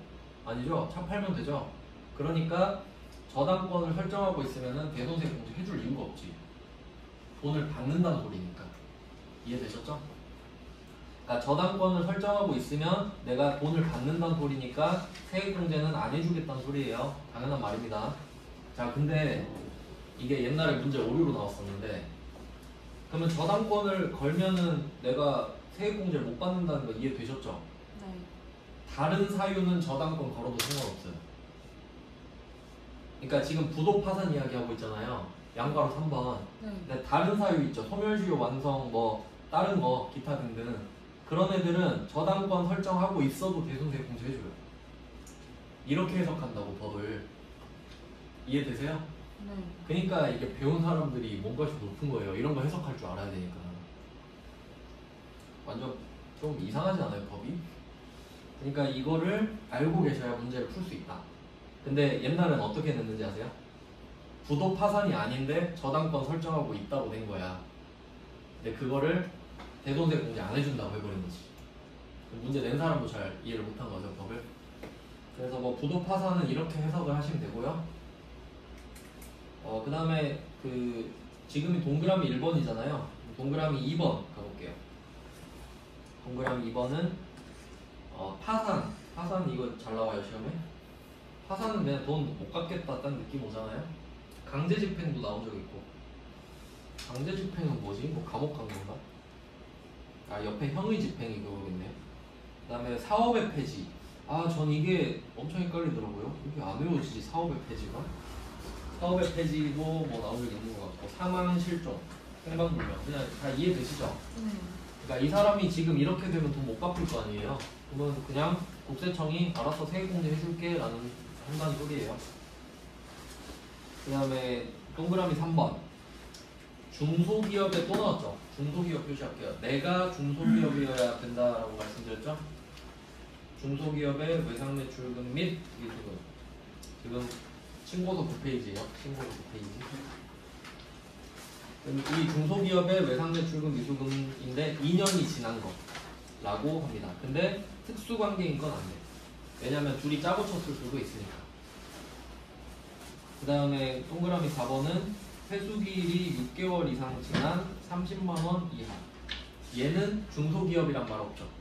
이거 갖고 또 장난을 칠 수 있거든요. 그래서 여기서 주의하실 거는 저당권이랑 중소기업 이 정도가 되겠네. 자, 그러면 이 정도 잘 메모해 두시고, 이제 밑에 보시면 대손 확정기한 볼까요? 대손 확정기한은 공급일로부터 10년이 지난 날이 속하는 과세기간의 확정신고기한. 위에서 보셨죠? 동그라미 3번에 있는 문구 그대로예요. 그 다음에 뭐 대손세 공제신고서 제출을 그냥 이건 참고로 보세요. 확정신고 때만 받아준다고 말씀드렸고, 그리고 대손세 공제신고서 이거 지금 만드는 거 같이 제출해야 되고, 그리고 내가 돈을 못 받게 됐다는 걸 증명하는 서류도 내야겠지. 이게 뭔지 모르지만 적당한 서류가 있겠죠. 네, 이게 뭐 실무라고 생각하시면 되고요. 그러면 4번으로 내려갈게요. 04번. 대손세 공제는 그 대손이 확정된 날이 속하는 과세기간. 이게 중요하네요. 확정된 날이 속하는 과세기간. 당연히 확정신고된 거 아시죠? 그러니까 이거 놓쳐버리면 경정신고 해야 된다라고 말씀을 드렸던 거고요. 그 다음에 5번 갈게요. 바로 밑에 나왔네. 5번에 보시면 대손이 확정된 날이 속하는 과세기간의 확정신고 시 공제를 받지 못한 경우 경정청구 나왔잖아요. 답이 없습니다. 얘는 수정신고도 안 되고, 우리가 내야 될 세금을 줄이는 거니까 경정청구밖에 안 되는 거죠. 늘리는 거면 수정신고 하는 건데. 자, 06번입니다. 대손금은 과세표준에서 공제하지 않는다. 이거 좀 중요해요. 이것도 제가 한번 설명해 드려볼게요.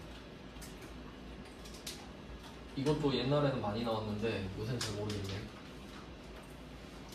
그러면 한번 제가 가상의 날짜를 만들어 볼게요. 제1기 하고 제1기하고 제2기 이렇게 그냥 나눠보겠습니다. 자, 그럼 1기 때 매출액이 1000만원 있었다고 해볼게요. 매출액이 1000만원 있었어요. 그러면 매출세액이 100만원 이렇게 되겠죠? 네, 여기까지 안 어렵죠? 자, 이렇게 해서 내가 매출액을 1000만원을 해서 매출세액 100만원이 나왔기 때문에 이걸 냈단 말이죠. 납부를 했어요. 그리고 끝났어. 그리고 이제 2기가 된 거예요. 네, 2기가 됐는데 내가 이 중에 그 매출액 1000만원 중에 100만원을 꿔주는 애한테, 외상을 준 애한테 돈을 못 받겠다는 연락이 온 거예요. 파산됐대요. 그러면 매출액을 1기에 1000만원이라고 해놨는데 2기 때 알게 됐죠. 내 매출액은 900만원이었구나 맞죠? 근데 나는 이미 1000만원, 100만원에서 신고 납부까지 한 상태예요. 일기는 끝나버렸어. 근데 2기 때 알았죠? 1기 때 판 1000만원 중에 100만원은 안 판 거란 걸. 그럼 이 일기를 까 뒤집냐? 아니, 냅둔다. 그래서 한번 봐봐요. 06번에 대송금은 어쩐다고? 과세표준에서 공제하지 않는다 이렇게 되죠? 냅둬라. 1000만원 그냥 냅둬라 이 말이에요. 그럼 그냥 냅둡니다. 자, 그럼 그냥 냅두는구나. 아니, 그러면 우리 입장에선 이렇잖아요. 실제로 매출세액을 90만원만 내야 되는 거죠. 900만원만 판 거니까. 그러면 매출액을 100만원 안 줄이면 매출세액이 100만원 그대로 되잖아요. 그러면 우리가 이렇게 말을 하는 거죠. 그럼 매출액을 안 줄이면 매출세액이 그대로인데 나 10만원 손해보란 거냐? 하니까 야, 매출액은 냅두고 이미 지난 일이니까 그냥 내가 2기 때 어떻게 했죠? 10만원 빼줄게. 과세표준에서 안 뺐으니까 그냥 세액에서 빼주면 될 거 아니야 이 말이에요. 그러니까 과세표준을 빼면 세액도 같이 줄어들죠. 그러니까 과세표준을 줄이면 저절로 세액이 줄어드는 건데 과세표준은 안 줄인다 그랬잖아. 그럼 세액도 안 줄어들었죠. 그러니까 그냥 세액을 줄여주면 되잖아. 이렇게 되는 거예요. 그러니까 매출액은 1000만원이 그대로 유지되는 거예요. 작년 그 일기 거가. 그리고 이때 100만원 내버렸으니까 10만원 손해봤죠 우리는. 그걸 2기 때 신고했으니까 빼주겠다고 그냥. 그럼 너 손해보는 거 없지 않냐 이거지. 그래서 결론은 뭐냐, 여기서 대송금은 100% 말하는 거죠. 그러니까 대송금을 과세표준에서 미공제 이렇게 표현하거든요. 안 뺀다 이거니까. 그렇기 때문에 해주는 게 대손세액을 공제해주는 거잖아요. 100%를 못 빼게 하니까 10%에서 빼줘버리잖아. 그러니까 과세표준에서 안 빼주니까 대손세액을 공제해준다 이렇게 이야기가 되는 거예요. 그러니까 대손세액 공제 신고서를 배우고 있지 지금. 만약에 과세표준에서 빼라 그랬으면 과세표준에서 빼고 끝내버렸겠지 그냥. 네, 그런 이야기예요. 그래서 과세표준에서 안 뺀다, 안 건드리고 세액만 빼줍니다. 그러니까 과세표준이랑 세액이 안 맞겠지. 과세표준은 그대로고 세액만 줄어들어 있을 테니까 그런 말이고요. 그 다음에 07번 사업자가 대손되어 회수할 수 없는 금액, 못 받은 돈 대손금이라고 그러죠. 이때 전부 또는 일부를 회수하면 회수한 대손금액에 관련된 대손세액을 회수한 날에 과세기간에 매출세액에 더한다 이렇게 돼 있는데, 그럼 이 07번이랑 04번을 반대 표시하시면 되겠죠. 07번은 못 받게 된 날에 매출세액을 빼주는 거고, 07번은 그걸 받게 됐을 때 매출세액에서 다시 토해내는 거잖아요. 그러니까 정반대입니다. 네, 그리고 이제 08번이랑 09번을 볼 텐데 제가 특이한 구조를 한번 넣어봤어요. 08번 보시면 법인세법이라고 돼 있죠. 이거 한번 표시해 보세요. 08번의 법인세법. 08번의 법인세법상 대손금 이렇게 돼 있고, 09번도 한번 보세요. 09번에 부가가치세법상 대손사유 이렇게 돼 있죠. 그럼 왜 제가 법인세 거를 가져왔을까요? 둘이 똑같아요. 그러니까 정확히 말하면 부가가치세법상 대손사유 있잖아요. 그 법에 보면 뭐라 써있냐면 법인세법상 대손사유랑 소득세법상 대손사유 이렇게 써있어요. 그러니까 똑같겠지. 근데 적용하는 방식은 조금 바뀌는데 사유는 똑같다는 거예요. 사유는. 그래서 그냥 법인세 것도 넣었습니다. 그럼 한번 볼까요? 08번. 자, 1번 부도 발생일로부터 6개월 이상 지난 수표 또는 어음상의 채권. 외상매출금은 중소기업 거라고 정확히 써있죠. 네. 맞습니다. 그다음 2번 상법 이건 모르겠고 소멸시효가 완성됐다 그러죠. 그럼 무슨 법이 나와도 상관없어요. 그러면 2번도 맞죠. 자, 3번 특수관계인과의 거래가 아니네요. 중소기업의 외상매출금, 미수금 이것까지 맞는데 1년이 아니라 2년이었죠. 위에 제가 적어놨죠. 대손사유에 2년으로 바꿔주시면 되고요. 그 다음에 4번 가보시면 4번은 회수기일이 6개월 이상 지난 채권 중 채권가액이 30만 원 이하, 그러니까 소액 채권이라고 따로 뭐 부르기도 하는데 얘는 중소기업 여부 상관없죠. 4번도 됩니다. 그리고 이어서 9번을 바로 보는 거죠. 9번 보시면 부가가치세법상 대손 사유다. 1번 소멸시효 완성 나왔죠? 네, 끝난 거고. 2번 특수관계인과의 거래죠. 얘는 아까 안 된다고 한 거 맞죠? 네. 예, 그러니까 얘는 2년이 맞는데, 그래서 이거는 어떻게 하면 되냐면 08번 문제 3번이랑 09번 문제 2번이랑 연결해 두시면 되겠네요. 그러니까 08번에 3번은 특수관계가 아닌데 2년이 아니어서 틀렸고, 09번에 2번은 2년 이상은 됐는데 특수관계인이라 안 되고, 그러니까 이렇게 왜 안 되는지 각각 얘를 좀 시험에 잘 냈구나 라고 보시면 되겠죠. 장난칠 게 있으니까. 그 다음은 09번에 3번 보시면 채무자의 파산, 강제집행, 형해집행, 사업폐지, 이거 법 조문 그대로 긁어온 거예요. 맞는 거죠? 그 다음에 4번 부도 발생일로부터 6개월 이상 지난 외상매출금인데 중소기업의 외상매출금이라고 하네요. 그럼 뭐 이것도 맞죠? 외상매출금은 중소기업 것만 되죠. 부도는. 네, 그래서 맞는 표현. 그러니까 08번에 1번이랑 09번에 4번이랑 똑같은 거잖아요. 네, 09번에 4번이 조금 더 작지, 규모가. 네, 이렇게 표시를 해놓고 문제를 어떻게 풀지 한번 보죠. 어떻게 적용을 할지 하나씩 체크하면서 보겠습니다.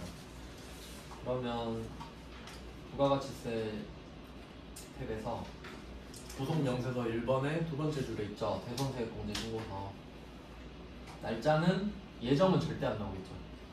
그러면 10페이지에 10번으로 돼 있죠. 10번 문제는 일기 확정이니까 4월, 6월. 그리고 참고로 대손 발생은 내가 돈을 받기로 했는데 못 받은 거고요. 대손 변제는 내가 줘야 되는데 안 준 거예요. 근데 내가 줘야 되는데 안 준 거는 옛날에 나왔고 요새는 안 나와서 별로 신경 안 쓰셔도 됩니다. 그러면 한번 볼게요. 1월 산업부터 봅시다. 첫 번째 거. 그럼 가장 먼저 보셔야 될 게 뭐냐면 맨 왼쪽에 공급일 있잖아요. 10년 안 지났나 일단 봐야지. 근데 보니까 싹 대충 훑어봐도 10년 지난 거 하나도 없죠. 근데 10년 지나면 그냥 안 된다는 소리예요. 너무 오래돼서. 10년 안 됐으니까 날짜는 상관없어 보이고 하나씩 체크해 보시면, 자 그럼 첫 번째 외상매출금 나왔죠. 그리고 옆으로 가보시면 소멸시효 완성 이렇게 돼 있죠. 소멸시효 완성은 중소기업 따지나? 안 따졌어요. 그러니까 얘는 그냥 가면 돼. 그럼 소멸시효 완성일 보시면 2024년 5월 2일 돼 있죠. 그러면 지금이 일기 확정이잖아요. 그럼 이 대손 사유에다가 이렇게 써도 돼요. 대손 사유 옆에다가 2024년 1월부터 6월 이렇게 써놓으세요. 지금 10번 문제잖아요. 10번 대손 사유 옆에 칸 있죠. 위에나 옆에 대손 사유에다가 2024년 1월부터 6월 이렇게 써놓으시라고요. 그러니까 이 대손 사유가 2024년 1월부터 6월 사이에 걸려 있어야 돼요. 왜냐면 지금이 24년 일기 확정이잖아. 그러니까 1월부터 6월 것까지 다 받아준다고. 4, 5, 6인데도. 그러니까 첫 번째 거는 소멸시효 완성이 24년 5월 2일 1월부터 6월 안에 들어가 있죠. 네. 그럼 얘는 되는 거지. 동그라미입니다. 그럼 뭐 하나씩 적어볼까요? 그럼 공급일은 옛날엔 적는 칸도 없었던 걸로 기억하는데 그냥 뭐 적어보겠습니다. 2021년 0501 대손 확정일은 이거 25년으로 적어야 되는데 프로그램이 25년이어가지고 대손 금액은 부가세까지 같이 적어주시는 거예요. 거래처는 그냥 한글로 적으시면 되겠고.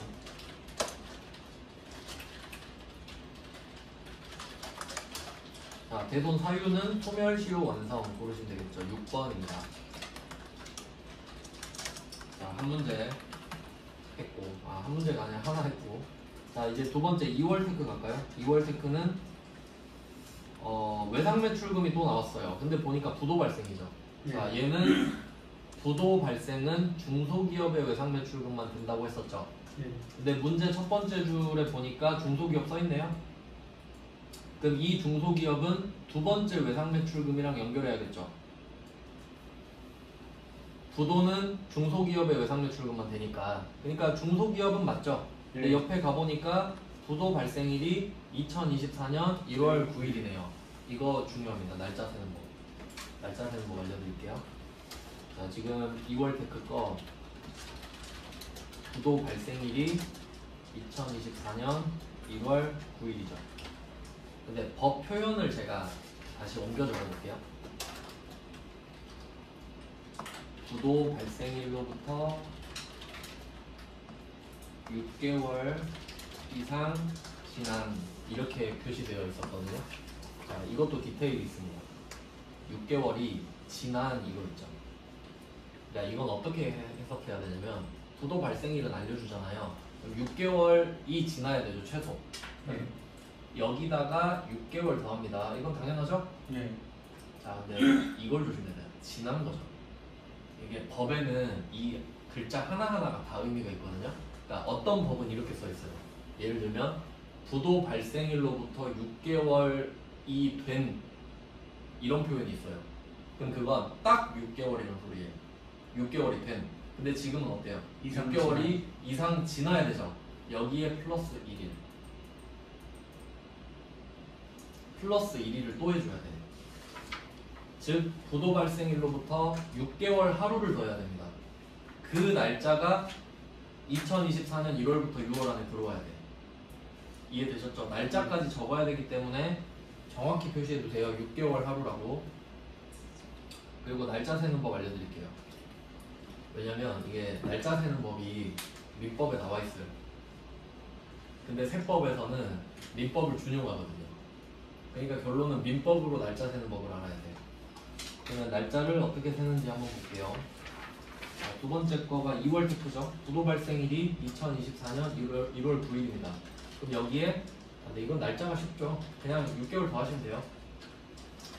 자, 근데 여기서 6개월을 더 할 때 뭐냐면 날짜 셀 때 이거 좀 이런 게 있는데 날짜 셀 때는 기본적으로 초일 불산일입니다.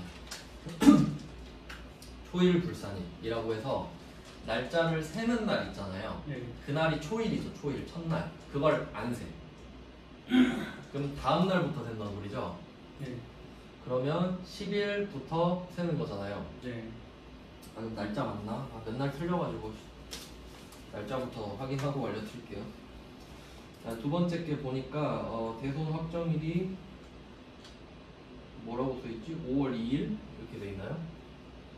아니 2월 테크인가? 2월 테크 1월 9일. 아 여기 답이 없구나. 그러면 날짜를 1월 10일부터 세는 겁니다. 그리고 날짜를 이제 더하면 10일부터 세면 달력으로 세기 때문에 10일에 시작하면 9일에 끝나요. 맞죠? 한 달 정확히 셀 때.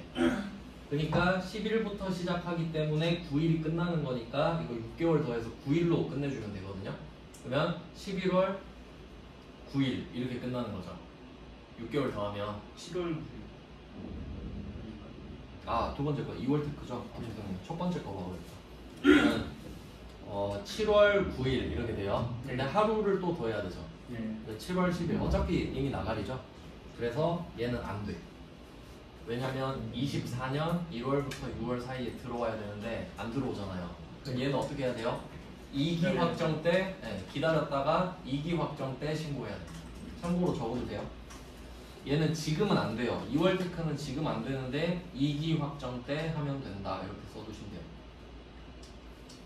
근데 2기 확정 때도 못하면 경정 청구해야지. 뭐 그렇게 됩니다. 그래서 이게 지금 답이 아니라서 정확한 날짜가 안 나와 있는데 나중에 나올 때 한 번 더 해보죠. 자, 그 다음에 세월무역 가보겠습니다. 세월무역은 바드러움이라고 돼 있죠. 어음은 부도 났을 때 중소기업 여부 상관없습니다. 그래서 얘는 그냥 보시면 되고, 아, 여긴 날짜가 있네요. 그럼 얘도 날짜를 더해보면은 6개월 더하면 되겠죠. 그럼 12, 1, 2, 3, 4, 5 이렇게 가잖아요. 그러면 얘도 아까 알려드렸던 대로 시작일이 11월 21일이죠. 네. 그럼 이제 마지막 날이 20일이 되니까 그냥 6개월 더하면 되네요. 편하게. 그래서 12, 1, 2, 3, 4, 5 하면 5월 20일인데 여기 하루를 더 더하면 5월 21일이 되죠. 21일. 네. 그래서 밑에 다 보시면 5월 21일 여기다가 표시를 좀 해주세요. 6개월 하루를 더해야 한다라는 거죠. 네, 6개월 이상이 지나는 플러스 6개월 플러스 1일. 네, 그래서 얘는 날짜가 해당이 되니까 적어주시면 되겠습니다. 네, 공급일은 따로 있죠. 공급일은 공급일에다가 적어주시고, 개선 확정일은 방금 우리가 구한 날짜를 5월 21일이라고 적어주시면 돼요. 저는 연도를 25년으로 바꿔서 쓸게요.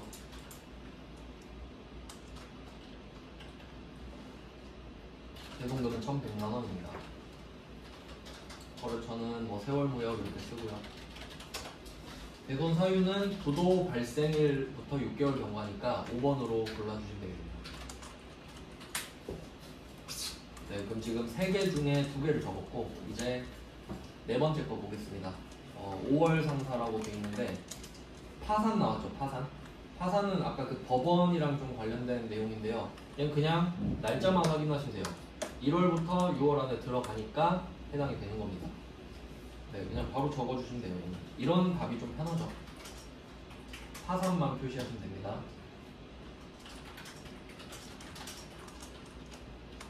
날짜는 그대로 적어주시면 돼요. 저는 연도만 바꿀게요. 4월 9일.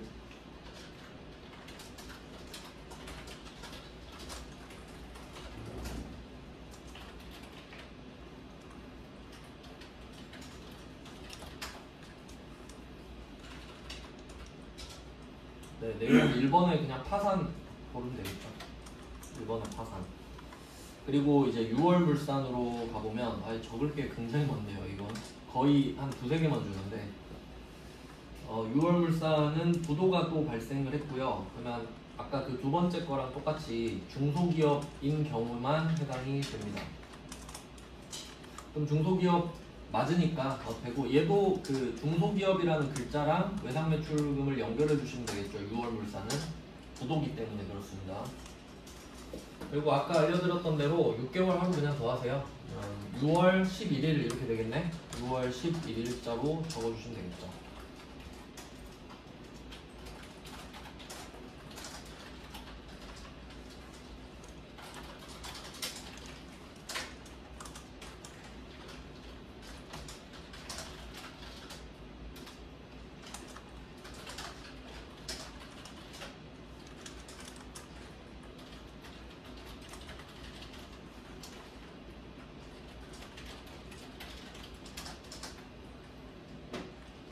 네, 부도 6개월 5번 골라주시면 됩니다.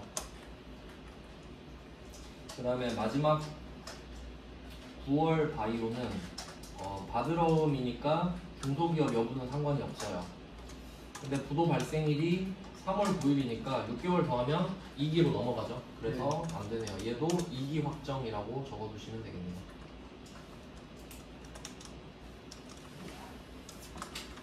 네, 이렇게 해서 4개를 적었습니다. 물론 이제 적는 거는 그렇게 중요하지 않고요. 판단하는 게 중요하다는 거 아시겠죠? 근데 이제는 저는 안 적고 그냥 문제만 쭉 보겠습니다. 네, 11번으로 아니다. 이제 좀 쉬어야겠는데. 네, 10분 쉬고 계속 보겠습니다.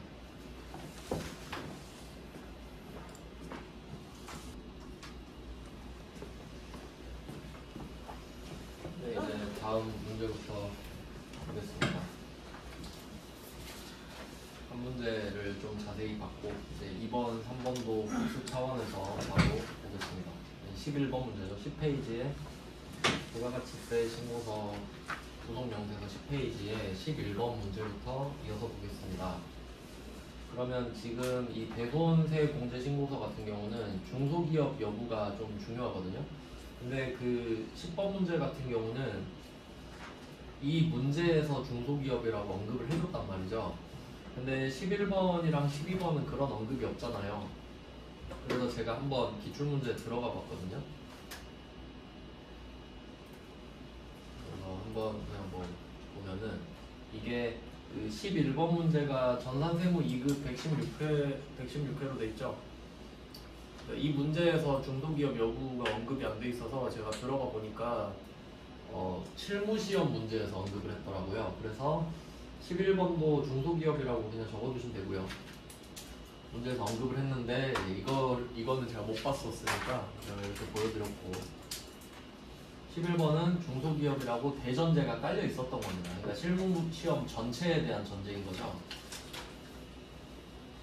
그리고 그 다음 문제가 12번 문제인데 12번 문제도 한번 들어가 봤어요. 12번이 전산세무 1급 112회 이렇게 돼 있는데 이 문제도 마찬가지로 중소기업이라고 써 있더라고요. 그냥 별말 없으면 중소기업이다라고 해석하시면 될 것 같습니다. 근데 정확하게 문제를 풀어야 되니까 제가 보여드렸어요.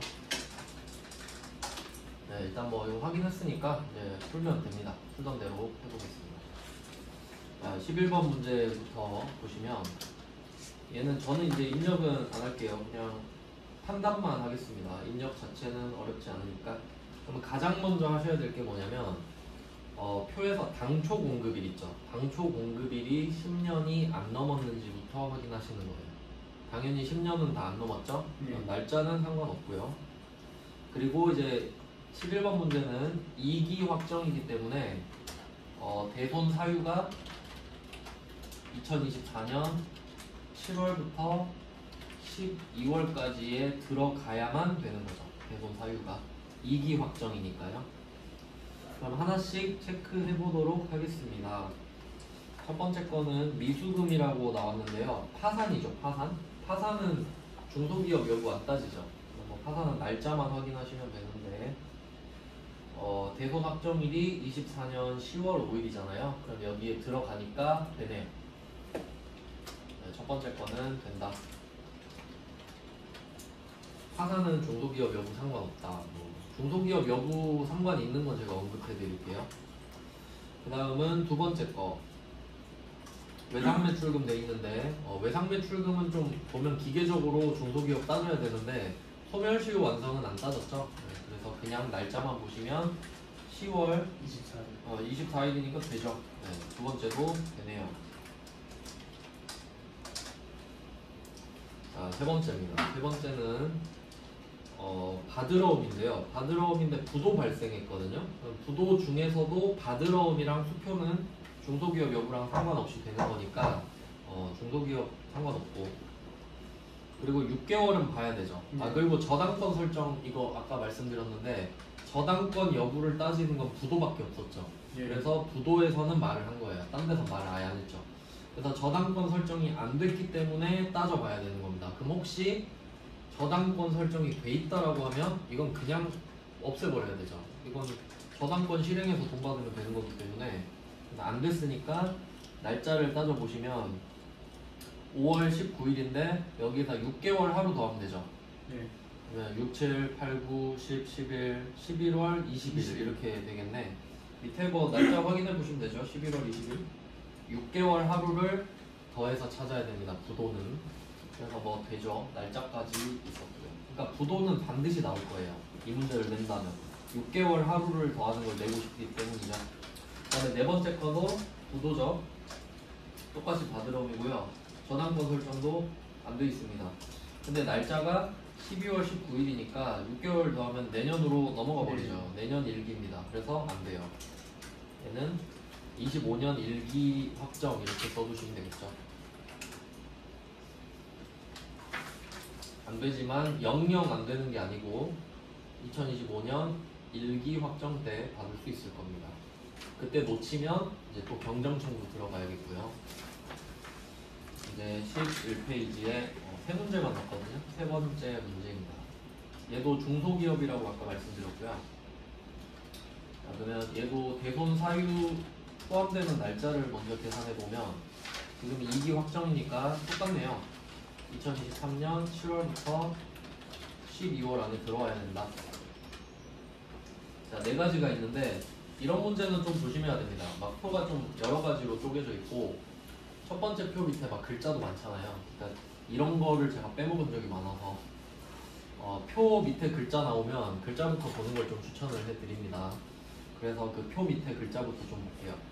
첫 번째 거는 세정상사 언급하는데 두 번째 내용이죠. 이때 외상매출금은 법정 소멸시효가 완성되었다. 소멸시효 완성 같은 경우는 중소기업 여부를 안 따집니다. 그리고 날짜만 보면 되죠.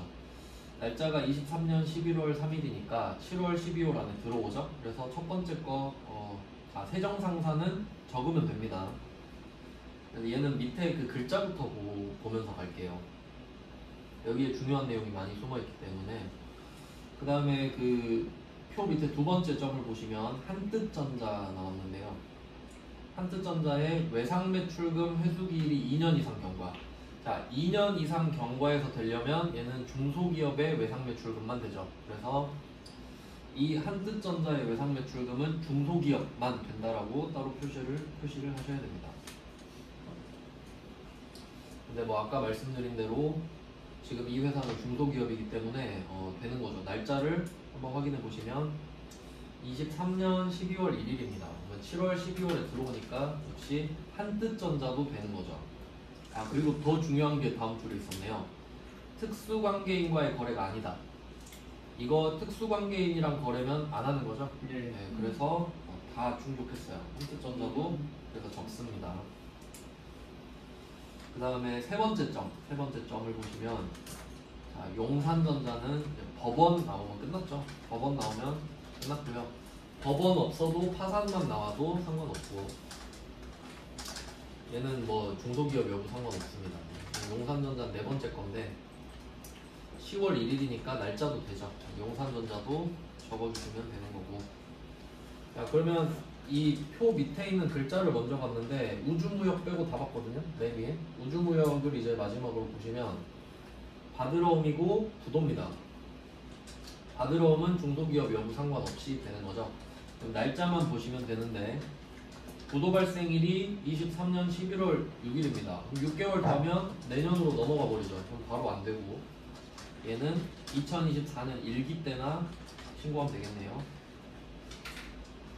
네, 1기 확정 때 신고를 하면 되겠습니다. 우주무역은 나가리. 근데 여기서 끝이 아닙니다. 한 개 더 있어요. 이 표의 두 번째 칸을 보시면 대손채권 회수가 있습니다. 이거 조심해야 돼요. 회수. 그러니까 첫 번째 칸은 대손 발생이었잖아요. 네. 두 번째 칸은 회수. 그 발생했던 거 이후에 회수를 또 하는 겁니다. 그럼 여기서는 뭘 조심하시면 되냐면 이거는 써야 되는데 그러면 지금 뭐 1번 문제에서 한번 써보셨잖아요. 저는 이것만 쓸게요.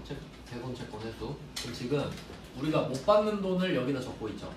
못 받는 돈을 양수로 적고 있거든요. 그러면 받은 돈은 음수로 적는 거예요. 못 받은 돈을 양수로 적기 때문에 그걸 받았으면 다시 마이너스로 하는 거예요. 왜냐면 못 받은 돈이 줄어든 거잖아요. 그래서 음수, 답에 음수 표시하시면 되겠죠. 마이너스. 네, 마이너스만 표시하시면 됩니다. 회수는. 그러니까 이게 어떻게 연결이 되는 거냐면 지금 우리 다 배웠으니까 제가 정리 한번 해볼게요. 대손세 공제신고서랑 부가가치세 신고서랑 연결돼요. 그러니까 원래는 대손세 공제신고서에 적고 저장을 하면 그게 부가가치세 신고서에 자동 반영되는 거예요. 근데 우리는 그냥 신고서에 계속 적었던 거예요. 자, 그럼 이거 어떻게 해석하시냐면 대손세 공제신고서에서는 대손 확정이 되면 양수로 적는 거죠. 양수 플러스로. 근데 그걸 대손금을 회수하면 음수로 적는 거잖아요. 방금 설명드린 거. 왜냐면 대손세 공제신고서 자체가 못 받은 돈을 적어서 내는 거기 때문에 못 받은 돈을 플러스로 적는 거예요. 근데 이게 부가가치세 신고서에 자동 반영된다고 말씀드렸죠. 자, 그럼 어떻게 됐었냐? 대손이 확정되면 마이너스로 반영됩니다. 그러니까 지금 대손세 공제신고서는 못 받은 돈 적으니까 못 받았어요 하면 플러스 적는 거 맞죠? 저 이 돈 못 받았어요. 근데 이게 신고서로 가면 부호가 바뀌어요. 그러니까 덜 낸다 이렇게 되는 거지. 그리고 또 반대로 대손금 회수하면 신고서에선 플러스 됐었죠. 근데 이게 원래는 신고서만 적으면 되는 건데 우리는 시험을 봐야 되기 때문에 반대라는 것까지 기억해 놓으면 좋다 이거죠. 왜냐면 반대라는 걸 아셔야 두 문제 같이 나오면 틀려버릴 수도 있잖아요. 그럼 한번 제가 보여드릴까요? 이게 개념은 이렇게 설명드렸고, 저는 대손 채권 회수 이거 하나만 적어가지고 신고서에 반영되는 거 한번 보여드릴게요. 지금이 10월, 12월인데 저는 2005년으로 지금 해놨거든요. 그럼 대손 채권 회수는 이건 그냥 돈 받은 날만 보시면 돼요. 표 밑에 10월 5일에 받았다고 돼 있습니다. 그래서 저는 당초 공급일은 그대로 쓰고, 당초 공급일은 2021년 10월 15일 이렇게 쓰고, 확정일만 연도 바꿔서 쓸게요. 2025년 10월 5일로 쓰겠습니다. 자, 그럼 대손 금액은 받은 거니까 마이너스 써야 된다고 했죠. 네. 자, 이렇게 하면 뭐 저절로 마이너스 반영이 됐고요. 거래처는 그냥 하나무역 글자로 쓸게요. 대손 사유는 대전 채권 회수. 네, 이거 그냥 직접 입력으로 쓰래요. 밑에 보시면 유의사항 있죠, 유의사항. 7번 직접 입력으로 하고 비고에 대손 채권 회수 있으니까 그냥 받아 적어라. 이 정도고. 자, 이렇게 저는 10월, 12월 해가지고 이거 하나만 딱 적었고요. 그러면 85만원 마이너스로 지금 돼있죠, 대손세. 자, 저장하고 신고서로 한번 가볼게요. 자, 그리고 저장하고 제 걸로 보여드리겠습니다. 자, 10월, 12월 이렇게 들어온단 말이죠. 자, 보시면 8번의 대손세 가감에 그냥 양수로 돼 있죠? 네. 네, 부호가 바뀌었잖아요. 네, 그 자동 반영된다 이거 원래는. 근데 우리는 어떻게 해요? 여기서 시험 문제를 내죠. 네. 이 문제 주면서 대손금 회수했다. 그러면 그냥 85만 원 적어야죠. 그러니까 정확히 다 알아야 됩니다. 네, 이렇게 했어요. 좀 다 봤나? 회수도 좀 이렇게 한 문제씩 껴서 나오니까 조심하시고요. 그리고 지금 붕괴를 제가 깜빡하고 안 넣어놨는데 제가 붕괴 설명도 좀 드릴게요. 이것도 시험 문제로 잘 나오니까 붕괴도. 자, 제가 세 가지를 설명을 드리겠습니다. 일단 목차부터 적어볼게요. 첫 번째는 대손 추정, 그리고 두 번째가 대손 확정, 세 번째가 대손금 회수. 이렇게 목차 적어놓고 하나씩 보여드릴게요. 자, 대손 추정부터 보겠습니다. 일단 언제 하는지 한번 생각해 보시면은, 대손 추정은 내년에 얼마 못 받을지 추정하는 거거든요. 그럼 그걸 12월 31일에 정해요. 12월 31일에 정해놓고 내년에 얼마 못 받을까 이걸, 그러니까 내년 거를 전 기말에 정하는 거죠. 그래서 얘는 항상 기말로 나옵니다. 결산 문제로 나오겠죠. 12월 31일에만 대손 추정을 하게 돼 있으니까. 그리고 대손 확정이랑 대손금 회수 같은 경우는 내가 정하는 게 아니죠. 상대방이 돈을 안 갚거나 상대방이 돈을 주는 거잖아요. 그래서 대손 확정이랑 대손금 회수는 기중에 발생합니다. 1월 1일부터 12월 31일 중에 언제 발생할지 모르죠. 자, 그럼 이거를 왜 굳이 나누냐면, 왜 이걸 굳이 나누냐? 그러면 대손 추정은 결산 문제로 나오겠죠. 예. 12월 31일 문제니까. 그리고 대손 확정이랑 대손금 회수는 아무 때나 발생하는 거니까 일반 종표에 나오겠네. 그러면 만약에 어떤 애가 막 대손 오타쿠다. 그러면 부가가치세 신고서에도 내고, 여기 구성 명세서에도 내고, 결산에도 내고, 일반 종표에도 내고, 네 문제 낼 수 있거든요. 그럼 모르면 다 틀리는 거죠. 자, 그럼 한번 해볼게요. 자, 대손 추정은 어떻게 하냐? 외상매출금 하나로 설명을 좀 먼저 드리면, 12월 31일에 예를 들어 내가 외상매출금이 1억이 있는데 1%를 못 받을 것 같아요 라고 하면 대손상각비 100만원, 대손충당금 100만원, 뭐 이런 식으로 그냥 뭐 설정하는 거죠. 근데 사실 이거 자동결산인 거 아시죠? 우리가 붕괴를 할 필요도 없는, 그냥 뭐 이건 그냥 참고로 하시고요. 자, 그 다음에 대손 확정 보여드릴게요. 대손 확정. 예를 들어 뭐 외상매출금 얼마를 못 받게 됐다라고 하면, 그러면 우린 이제 부가가치세를 알아야 되니까 매출부터 좀 설명을 해드리겠습니다. 물건 팔았을 때부터 보시면 얼마 한 300만 원 정도 하겠습니다. 우리가 물건을 300만 원짜리를 팔고 외상 매출금 330만 원이 생겼다고 가정해 볼게요.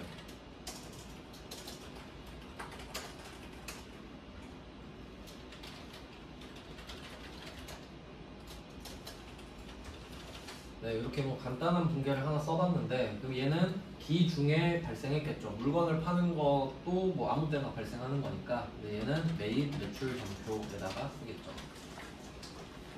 매입 매출 점표에다가 쓸 겁니다. 자, 근데 이게 3개월마다 진행이 되는 거니까 우리는 이 부가세 예수금으로 잡은 30만 원을 일단 냈다고 가정하겠습니다. 30만 원을 냈어요. 자, 그리고 돈을 못 받게 됩니다.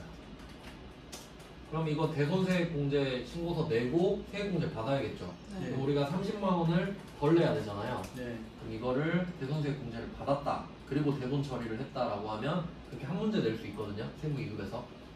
그러면 부가세 예수금을 냈을 때는 대변이었으니까, 그러니까 이게 기수가 다르다고 볼게요. 그러니까 얘는 작년에 있었던 일이라고 할게요. 24년 2기. 근데 지금 25년 1기죠. 네. 25년 1기에 대손세액공제 받는 거예요.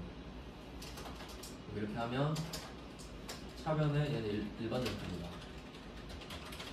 왜냐면 물건을 파는 건 파니까 부가가치세가 그때 붙잖아요. 네. 근데 지금은 세액공제 받는 거니까 물건을 산 것도 아니고 판 것도 아니죠. 그러니까 후속 조치이기 때문에 일반 점표에 적는 거고, 근데 특이하게 부가세 예수금도 나오죠. 근데 여기서는 부가세 예수금을 반대편에 적죠. 왜냐면 작년엔 30을 냈으니까 이번엔 30만 원을 빼준다는 소리입니다. 자, 그럼 우리 입장에서는 외상매출금 330이 줄어들겠죠. 네, 일반 점표는 거래처 꼭 적어주셔야 되니까 그냥 A라고 적을게요. A라는 애한테 330을 못 받게 됐다. 근데 이 중에 30만 원은 세무서한테 다시 받았다라고 보시면 되고요. 그리고 이제 나머지를 대손 처리를 해주시면 되는데, 아까 제가 그냥 대손 충당금 100만 원 적었거든요. 그럼 이거 반영해서 그냥 적어볼게요. 그럼 나머지 300은 내가 손해를 본 거잖아요. 그 밑에 전 충당 100만 원. 네, 대손 충당금 일단 100만 원 꺼내서 쓰고, 그래도 200 부족하죠. 그건 대손 사각비. 네, 대손 상각비, 그러니까 대손 충당금을 만들었던 대손 상각비를 한 번 더 꺼내주는 거죠. 그래서 이때는 대손 상각비 해서 200. 자, 이렇게 하면 대손 처리 분계가 되는 거죠. 그러니까 물건 팔았던 이후에 이런 식으로 문제 낼 수 있습니다. 그러니까 이거 이제 세무 2급은 부가가치세를 반영해서 풀어라 이런 식으로 내는 거거든요. 자, 그럼 이렇게 하면 대손 확정입니다. 대손 확정 분계. 그리고 그 뒤에 못 받을 줄 알았는데 다시 돈을 갚은 거예요. 얘가, A가. 그럴 수도 있겠죠. 그럼 그것도 일반 점표겠네요. 그러니까 매입 매출 점표에는 낼 수가 없어요. 대손은 일반 점표랑 결산, 아까 말씀드린 대로. 자, 그럼 이렇게 되면 330을 받았다고 합시다. 얘가 보통 예금으로 330을 준 거예요. 자, 그럼 국세청 입장에서는 우리가 물건 팔고 못 받았다라고 하니까 30을 돌려준 건데 다시 330을 받았죠. 네. 그러면 30도 내야 되죠. 부가세 예수금이 다시 생겨요. 근데 매입 매출 점표는 아니에요. 일반 점표는 후속 조치니까. 자, 이렇게 하고 이게 또 갈리는데, 보통은 이제 이게 전기에 대손 처리했던 걸 회수했다고 하거든요. 이것도 이제 시험에 잘 나오니까 알아두셔야 돼요. 자, 보시면 그러니까 이게 전기라고 하죠. 전기. 이게 단기. 그럼 둘이 연도가 다르죠. 그럼 이거는 이제 부가가치세법에서가 중요한 게 아니라 회계 기간이 달라져 버리잖아요. 금액이 아닌가? 뭐가 틀렸지? 금액. 30, 300. 맞죠? 맞아요. 네. 그럼 전기에 대손 처리한 거를 빠꾸시키잖아요. 네, 만약에 단기에 대손 처리했던 거 빠꾸시키면은 회계 처리를 이렇게 했었죠. 대손 충당금 100이랑 대손 상각비 200으로. 그러면 단기의 걸 취소하려면 이렇게 바꿔주면 되거든요. 근데 전기의 거는 이미 끝나버렸어요. 전기권 끝났거든요. 그래서 전기에 대손 처리한 거는 그냥 전액 대손 충당금으로 하게 돼 있습니다. 그래서 여러분 아마 이걸 좀 많이 보게 되실 거예요.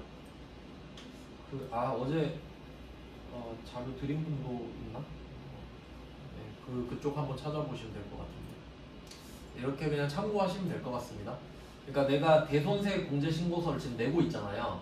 그래서 이게 오케이 사인이 떨어지면 이렇게 부가세 예수금 빼는 겁니다. 그러면 결과적으로 덜 내는 거잖아요. 그러니까 이게 반영이 돼서 신고서로 들어가는 거지. 그러니까 분계 따로 신고서 따로 이렇게 각각 해줘야 돼요. 뭐요? 그러니까 다시 정리해드리면 그 방금 배운 대손세 공제 신고서 있죠. 거기다가 적으면 신고서에 자동 반영돼요. 근데 그건 신고 납부하려고 만드는 신고서잖아요. 근데 그게 저절로 분계를 해주진 않지. 그러니까 분계는 따로 해야지. 세액공제를 받는 순간 예수금을 빼는 분계는 따로 적어야죠. 이해되셨죠? 신고서 따로 분계 따로 해요. 근데 될 때 같이 해야지. 그리고 아까 회수할 때는 회수에 적고 여기 이 분계를 또 적어주셔야 되는 거예요. 분계는 또 따로 해야지. 뭐 그런 내용이에요. 네, 이제 주제가 하나 끝났군요. 다음 주제 의제 매입. 이것도 중요한데.